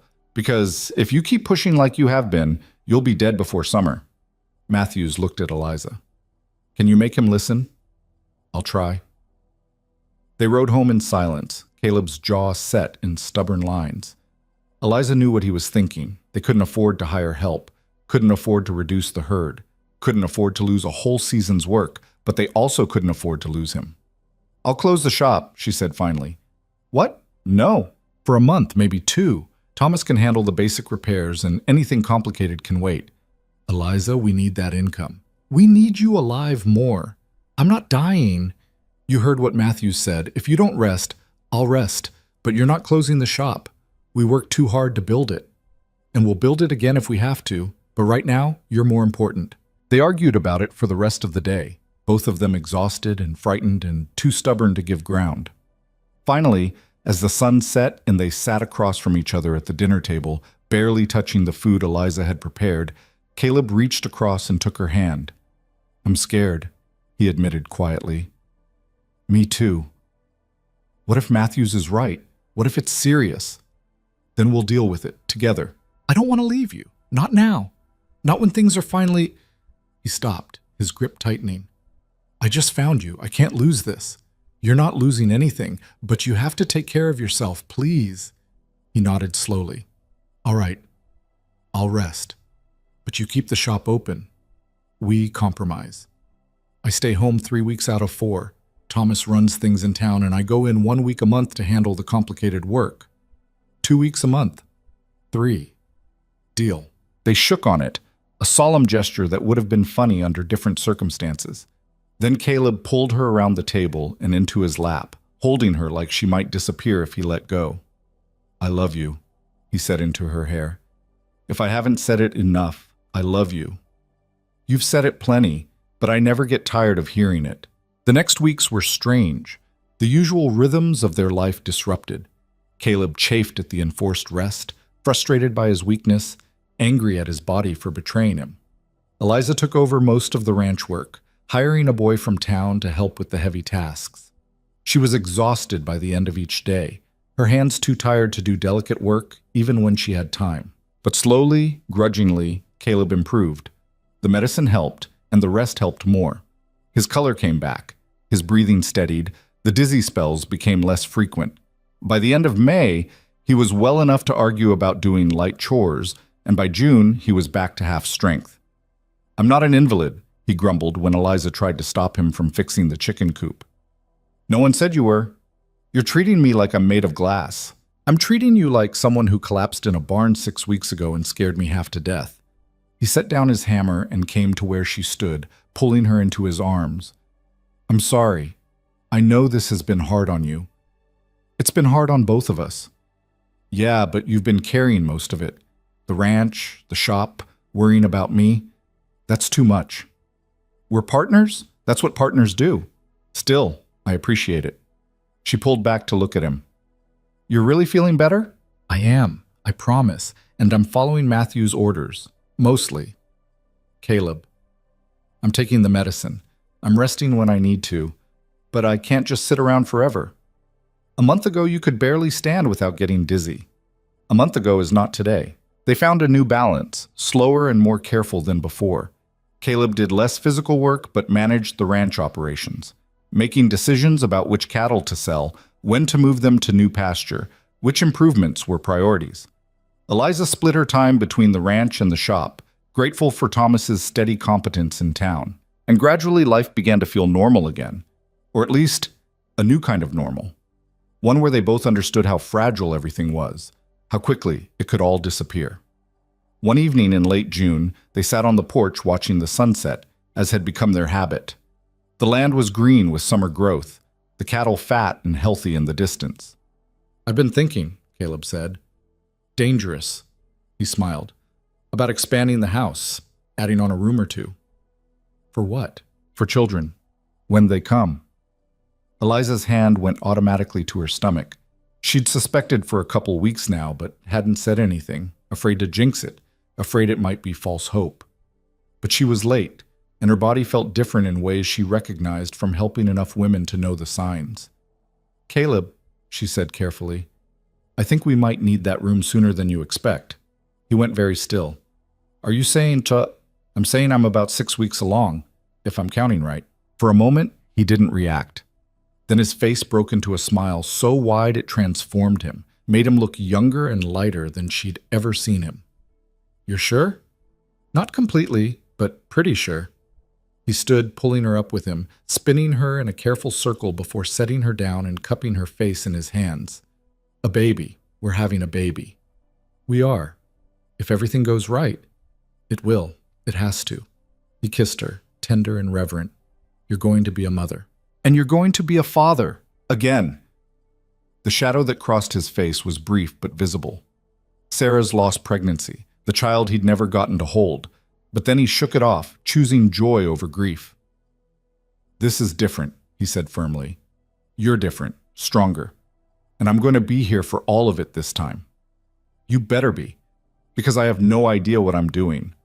"Neither do I. We'll figure it out together." They spent the rest of the evening making plans, imagining a future with a child running around the ranch, learning to ride horses, maybe even learning to fix watches.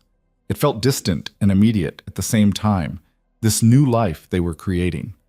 But the prairie had a way of reminding you that nothing was certain, that disaster could arrive without warning on a clear summer day.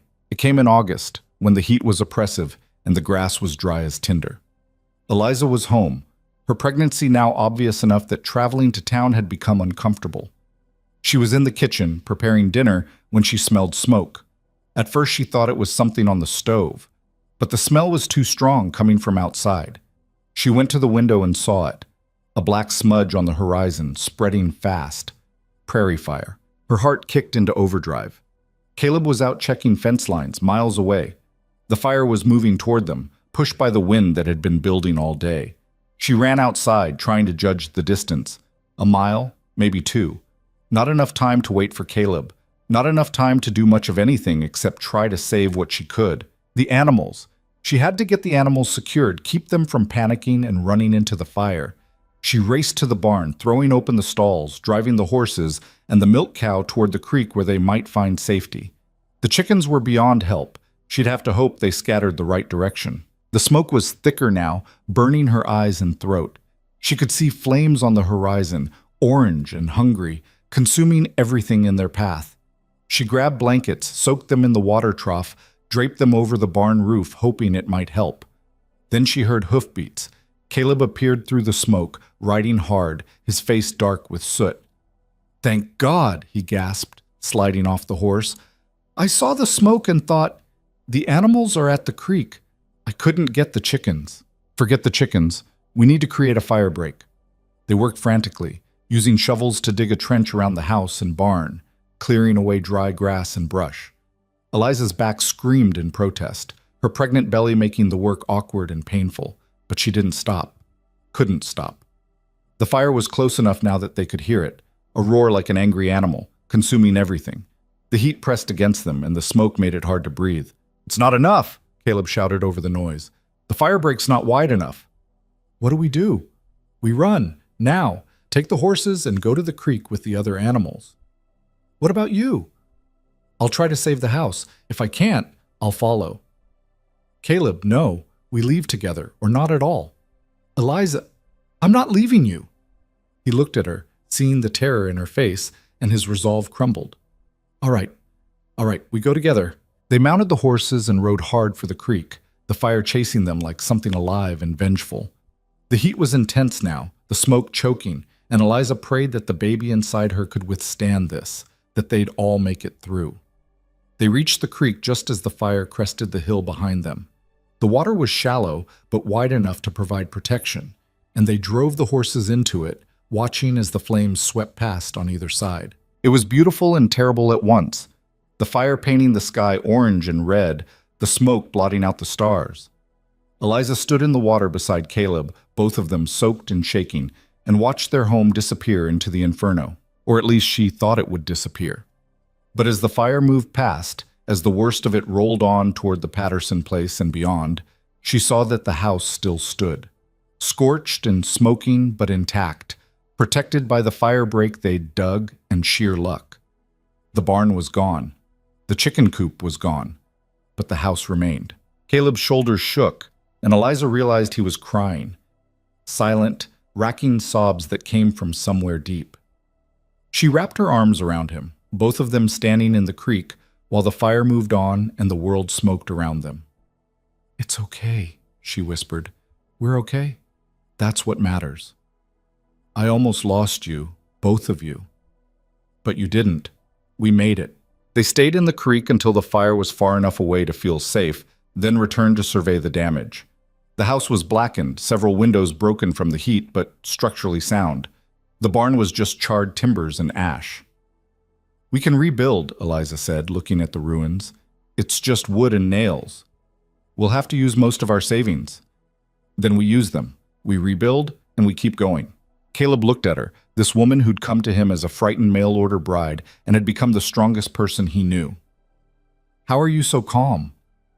"I'm not calm. I'm terrified. But falling apart won't help, so I'm choosing not to." "I love you." "I love you too. Now come on. Let's see what we can salvage." They worked through the night, saving what could be saved, cataloging what was lost. By morning, they were exhausted and filthy, their hands blistered and their lungs raw from smoke. But they were alive. The Pattersons arrived at dawn, having fought off the fire themselves. John brought tools and lumber. Mary brought food and clean water. Together, they started the process of rebuilding. News of the fire spread through the community, and help arrived from unexpected places. The general store owner brought supplies on credit. The Reverend organized a work crew. Even Thomas came out from town, bringing Eliza's tools. He'd thought she might need something familiar to hold on to. "You didn't have to do this," Eliza said, fighting tears. "Of course I did. You gave me a chance when no one else would. This is the least I can do." Over the next weeks, a new barn rose from the ashes of the old one. It was smaller, more practical, but solid. The house was repaired, the broken windows replaced. And slowly, life returned to something approaching normal. Except nothing was normal anymore. Eliza's pregnancy progressed, her belly growing round and tight. Caleb's health remained stable but fragile, requiring careful management.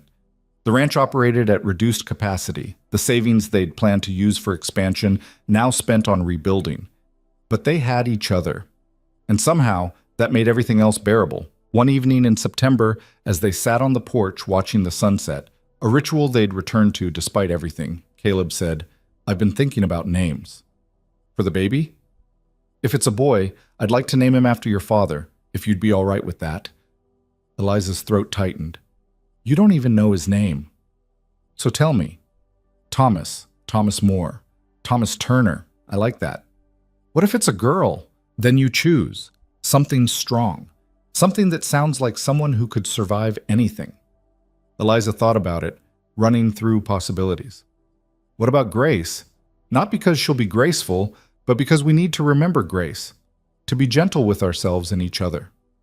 "Grace Turner." Caleb tested it, then nodded. "Perfect." They sat in comfortable silence, watching the sky change colors, both of them aware of how close they'd come to losing everything and how grateful they were that they hadn't. "We're going to be all right," Eliza said quietly. "Aren't we?" "Yeah, we are. Not because it'll be easy, but because we'll fight for it. Together. Always together." And as the sun dipped below the horizon and the prairie settled into twilight, they held hands and believed it. Whatever came next, the birth of their child, the continued rebuilding, the uncertain future, they would face it the same way they'd faced everything else. Side by side, honest and imperfect, choosing each other over and over again until choosing became as natural as breathing. The first snow came early in October, unusual for Kansas, but not unheard of. Eliza stood at the window watching fat flakes drift down, one hand resting on her swollen belly where the baby kicked and turned restlessly. She was 7 months along now, moving slowly, her back aching constantly, but grateful to have made it this far. Behind her, Caleb stoked the fire, then came to stand beside her, his arm settling around her shoulders. "You're thinking too hard," he said. "I'm always thinking." "About what?" "Everything. The baby.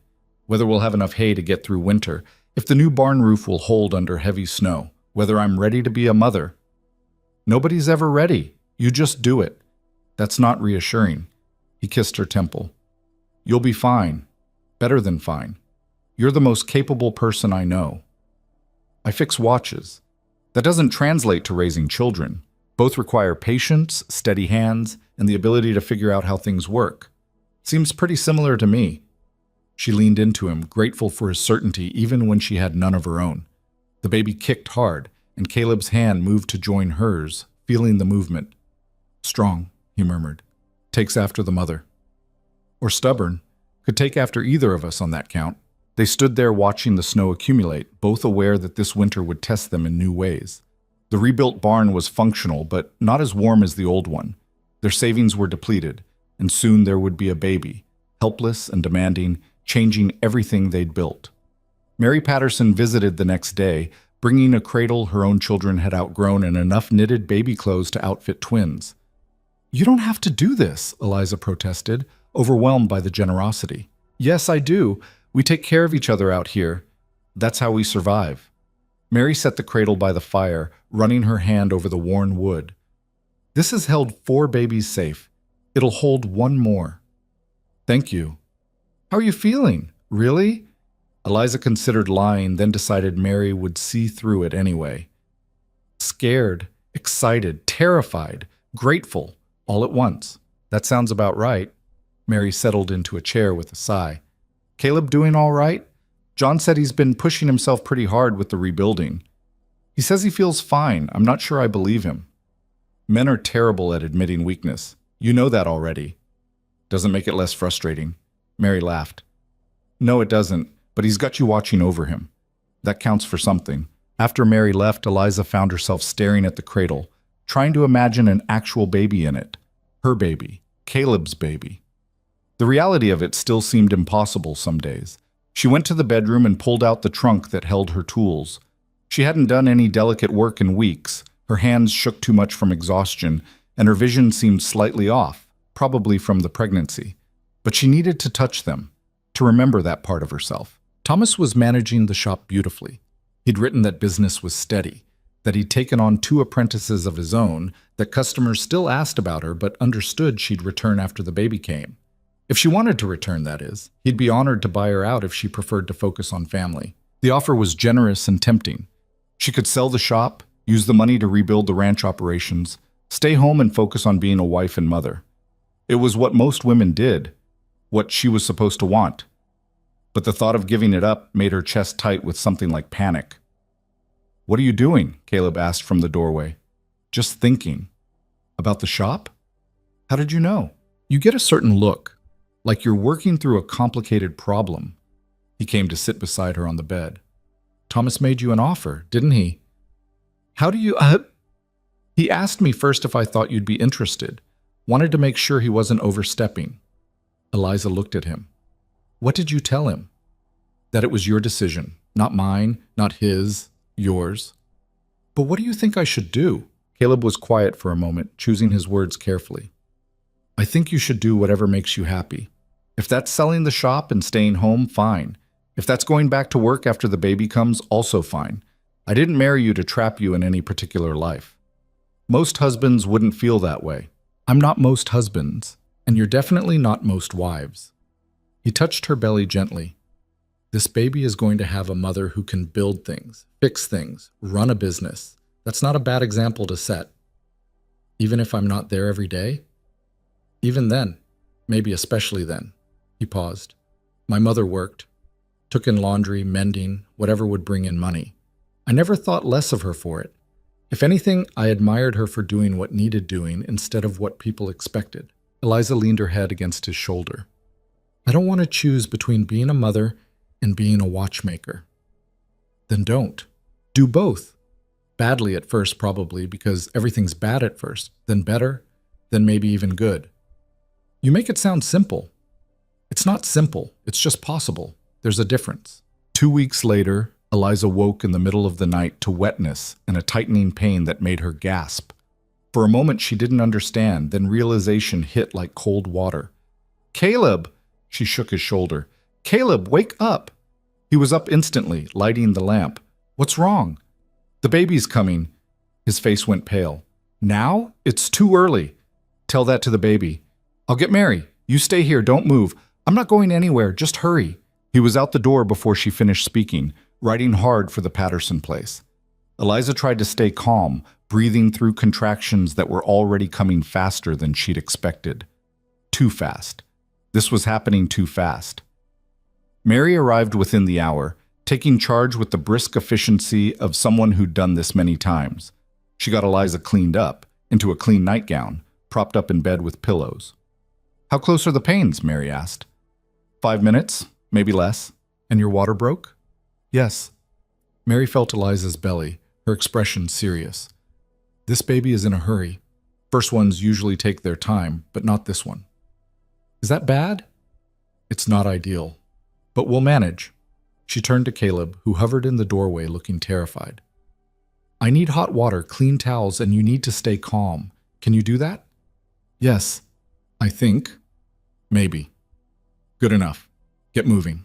The labor was hard and fast, nothing like the long, slow process Eliza had been told to expect. Pain came in waves that left her gasping, and somewhere in the middle of it she understood why women died doing this, why Sarah had been afraid. But Mary was there, steady and sure, coaching her through each contraction. And Caleb was there too, holding her hand, wiping her face with cool cloths, whispering encouragement even though his voice shook. You're doing so good, he kept saying. So good, Eliza. Almost there. Don't lie to me, she gasped between contractions. I'm not lying. Mary says, I can hear Mary myself. I know what almost means. Despite everything, he almost smiled. There she is. There's my stubborn wife. The baby came just before dawn. A girl, small but loud, with a shock of dark hair and Caleb's gray eyes. Mary wrapped her in a clean blanket and placed her in Eliza's arms, and the world narrowed to that tiny face, those searching eyes, those impossibly small fingers. Grace, Eliza whispered. We're calling her Grace. Caleb sat beside them, his hand trembling as he touched his daughter's head. She's perfect. She's tiny, but healthy. Strong lungs, that's for sure. Mary bustled around cleaning up, giving them privacy. I'll check on you both in a few hours. Right now, you all need to rest. After Mary left, Caleb and Eliza sat in bed with Grace between them, too amazed to sleep despite their exhaustion. The baby's eyes drifted closed, her breathing settling into the steady rhythm of sleep. We made this, Caleb said quietly. You and me. We made a whole person. Terrifying, isn't it? Completely. They watched Grace sleep, both of them overwhelmed by the responsibility of keeping this tiny creature alive and safe. Everything they'd survived, the fire, Caleb's illness, the hard winters and uncertain harvests, all of it seemed insignificant compared to the enormous task of raising a child. What if I'm not good at this? Eliza asked. What if you are? I'm serious. So am I. You're going to make mistakes. So am I. But Grace won't know the difference because we're all she's got. She'll think whatever we do is normal. That's a disturbing thought. Or a comforting one. Depends on how you look at it. Grace stirred, making small sounds that weren't quite cries. Eliza lifted her carefully, and the baby nuzzled against her, seeking comfort in a way that was pure instinct. She knows you, Caleb said, wonder in his voice. She knows warmth and food. That's about it. Still, she knows you're safe. And maybe that was enough, Eliza thought. Maybe being safe was the most important thing she could offer this small person who hadn't asked to be born into a world of prairie fires and hard winters, and parents who were making everything up as they went. The first weeks were brutal. Grace cried constantly, day and night blurring into an exhausted haze. Eliza's body ached from the birth, her breasts sore from nursing, her mind foggy from lack of sleep. Caleb helped where he could, walking the floor with Grace when she wouldn't settle, handling ranch work with one hand while holding the baby in the other. I don't know how people do this multiple times, Eliza said one night after Grace had finally fallen asleep. I can barely survive one. We're surviving, though. That counts. Does it? Or are we just stumbling through? Most people are just stumbling through. They're just better at hiding it. Mary visited regularly, bringing food and advice and occasionally taking Grace for a few hours so Eliza could sleep. The community rallied around them in ways that still surprised Eliza. Casseroles appeared on their doorstep. Firewood was stacked without them asking. Someone fixed a loose board on the porch while they weren't looking. This is what people do, Mary explained when Eliza tried to thank her. We take care of each other because out here, we're all we've got. By the time Grace was 2 months old, some semblance of routine had emerged. She slept for longer stretches, cried less, and occasionally smiled, real smiles, not just gas, that made all the sleepless nights worth it. Eliza started thinking about the shop again. Thomas wrote regularly with updates, always ending with reassurances that she should take whatever time she needed. But the thought of going back, of using that part of her brain again, was increasingly appealing. "What if I went to town for 1 day a week?" she asked Caleb one evening. "Just Wednesdays." "You could manage Grace for 1 day, couldn't you?" "We'd figure it out." "You're sure?" "Eliza, you've been patient with me. Let me be patient with you now. If you need the shop, go back to the shop." "I don't need it. You do need it. And that's fine. Grace needs a mother who's happy more than she needs a mother who's present every single minute." So Eliza returned to the shop just 1 day a week at first, leaving detailed instructions and enough milk for Caleb to feed Grace. The first time she left was agony. She made it halfway to town before nearly turning back. But she forced herself to continue, and when she sat down at her workbench, picked up her tools, and felt that familiar focus settle over her, she knew she'd made the right choice. Caleb managed, sometimes barely, sometimes with Grace screaming the entire day, but he managed. And Eliza came home renewed, ready to be a mother again, able to appreciate Grace's small smiles and growing awareness instead of just surviving the endless cycle of feeding and changing and soothing. "How was she?" Eliza would ask. "Terrible, wonderful, mostly terrible." Caleb would hand over the baby, exhausted but grinning. "Your turn." They were figuring it out, messily, imperfectly, but genuinely. Winter deepened, snow piling high around the house. The new barn held up well under the weight, the animals stayed healthy, and Grace grew steadily, hitting milestones that Eliza recorded in a small book Mary had given her. One evening in January, with Grace asleep in her cradle and snow falling heavy outside, Caleb pulled out the account books. "We need to talk about next year," he said. "All right. The cattle operation is stable but not growing. The shop is doing well, according to Thomas. But we're not saving much, and if we want to expand, either the ranch or your business, we need to make decisions."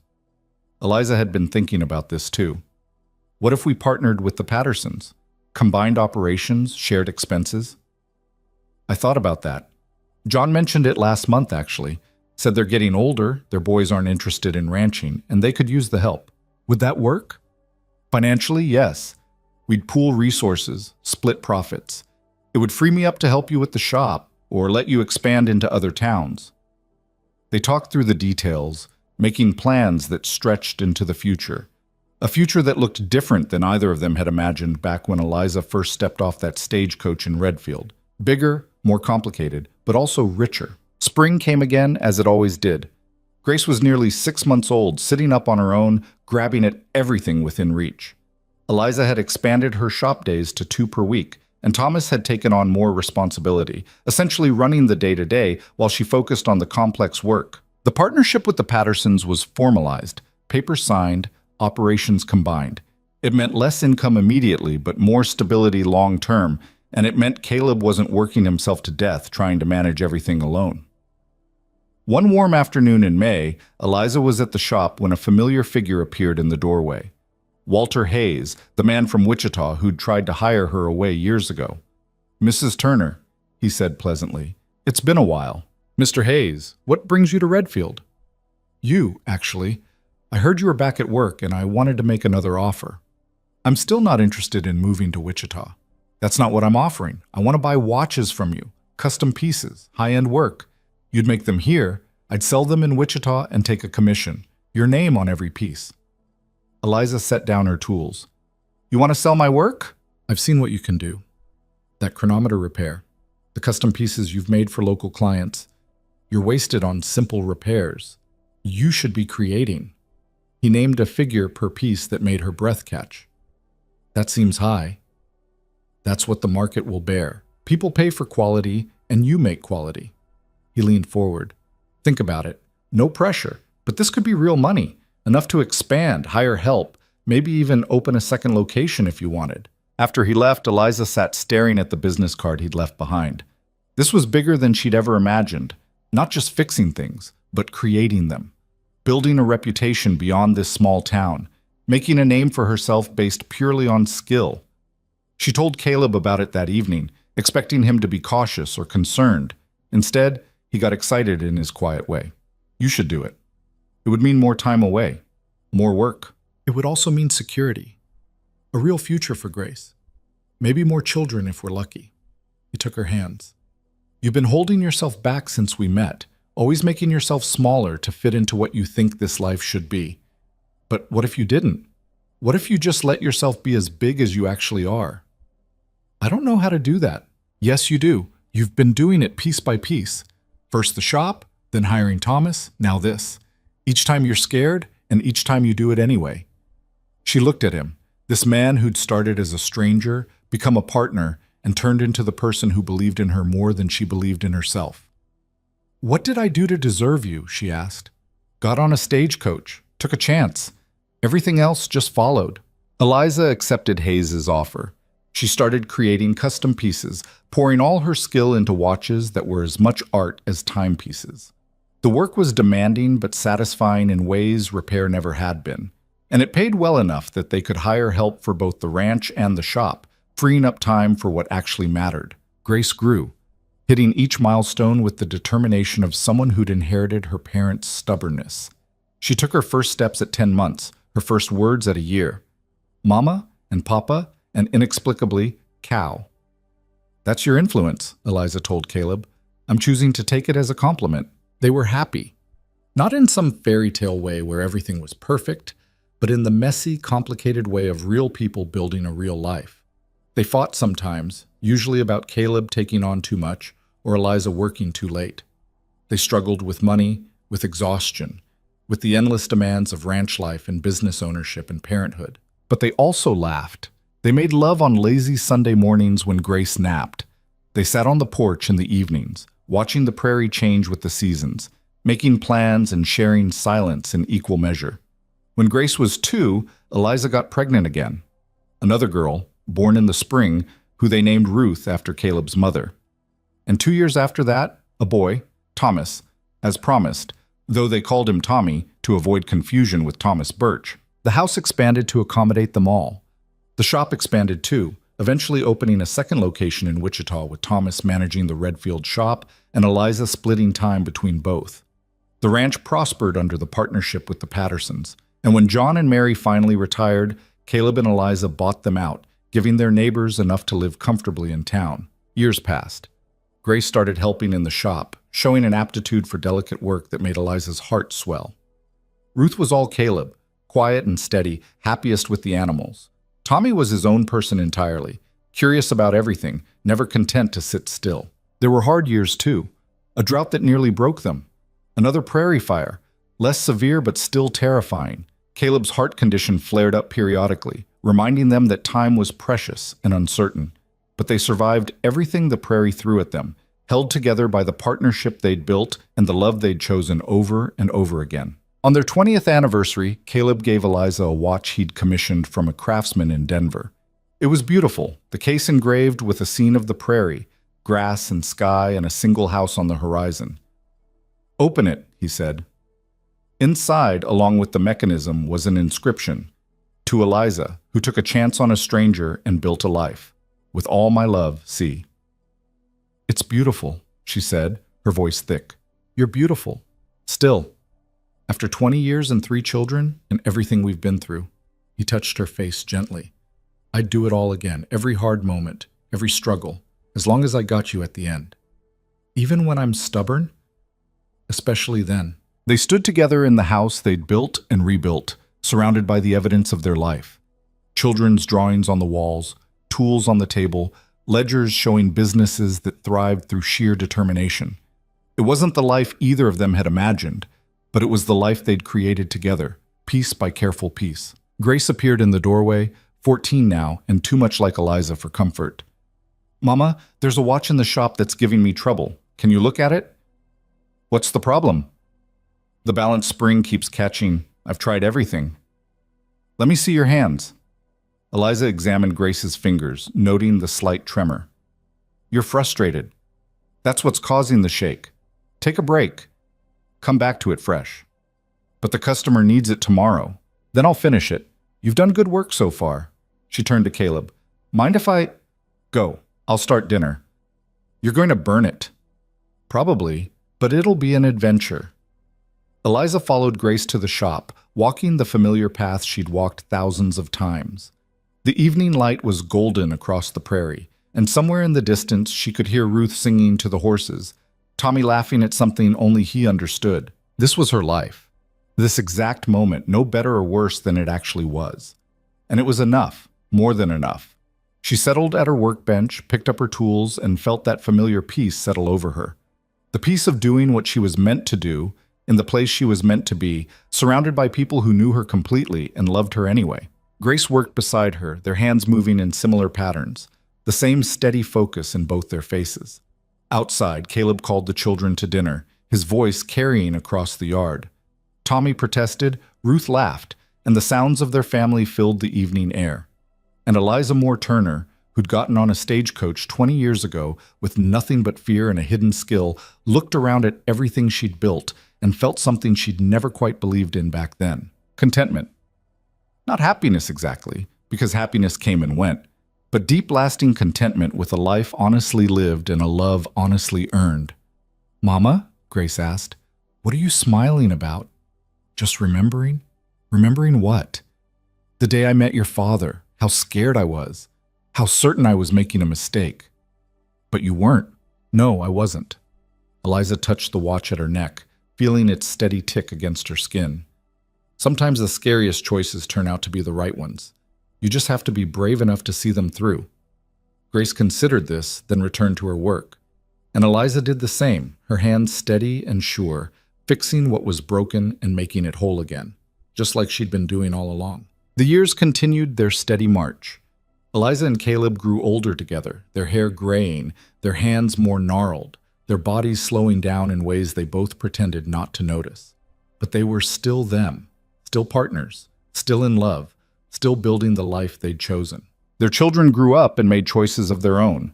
Grace took over the shops, expanding into 3 locations and training apprentices who carried on the tradition.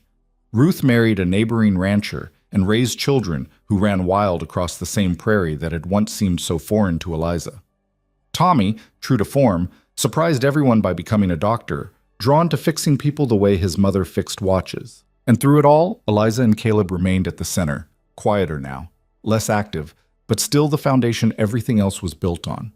One evening in their 70th year, they sat on the porch as they had thousands of times before. The sun was setting, painting the prairie in familiar golds and reds. Caleb's hand found Eliza's automatically, their fingers interlacing with the ease of 5 decades of practice. No regrets? He asked quietly. About what? Any of it. Getting on that stage? Marrying me? Staying here? Eliza thought about it. Really thought.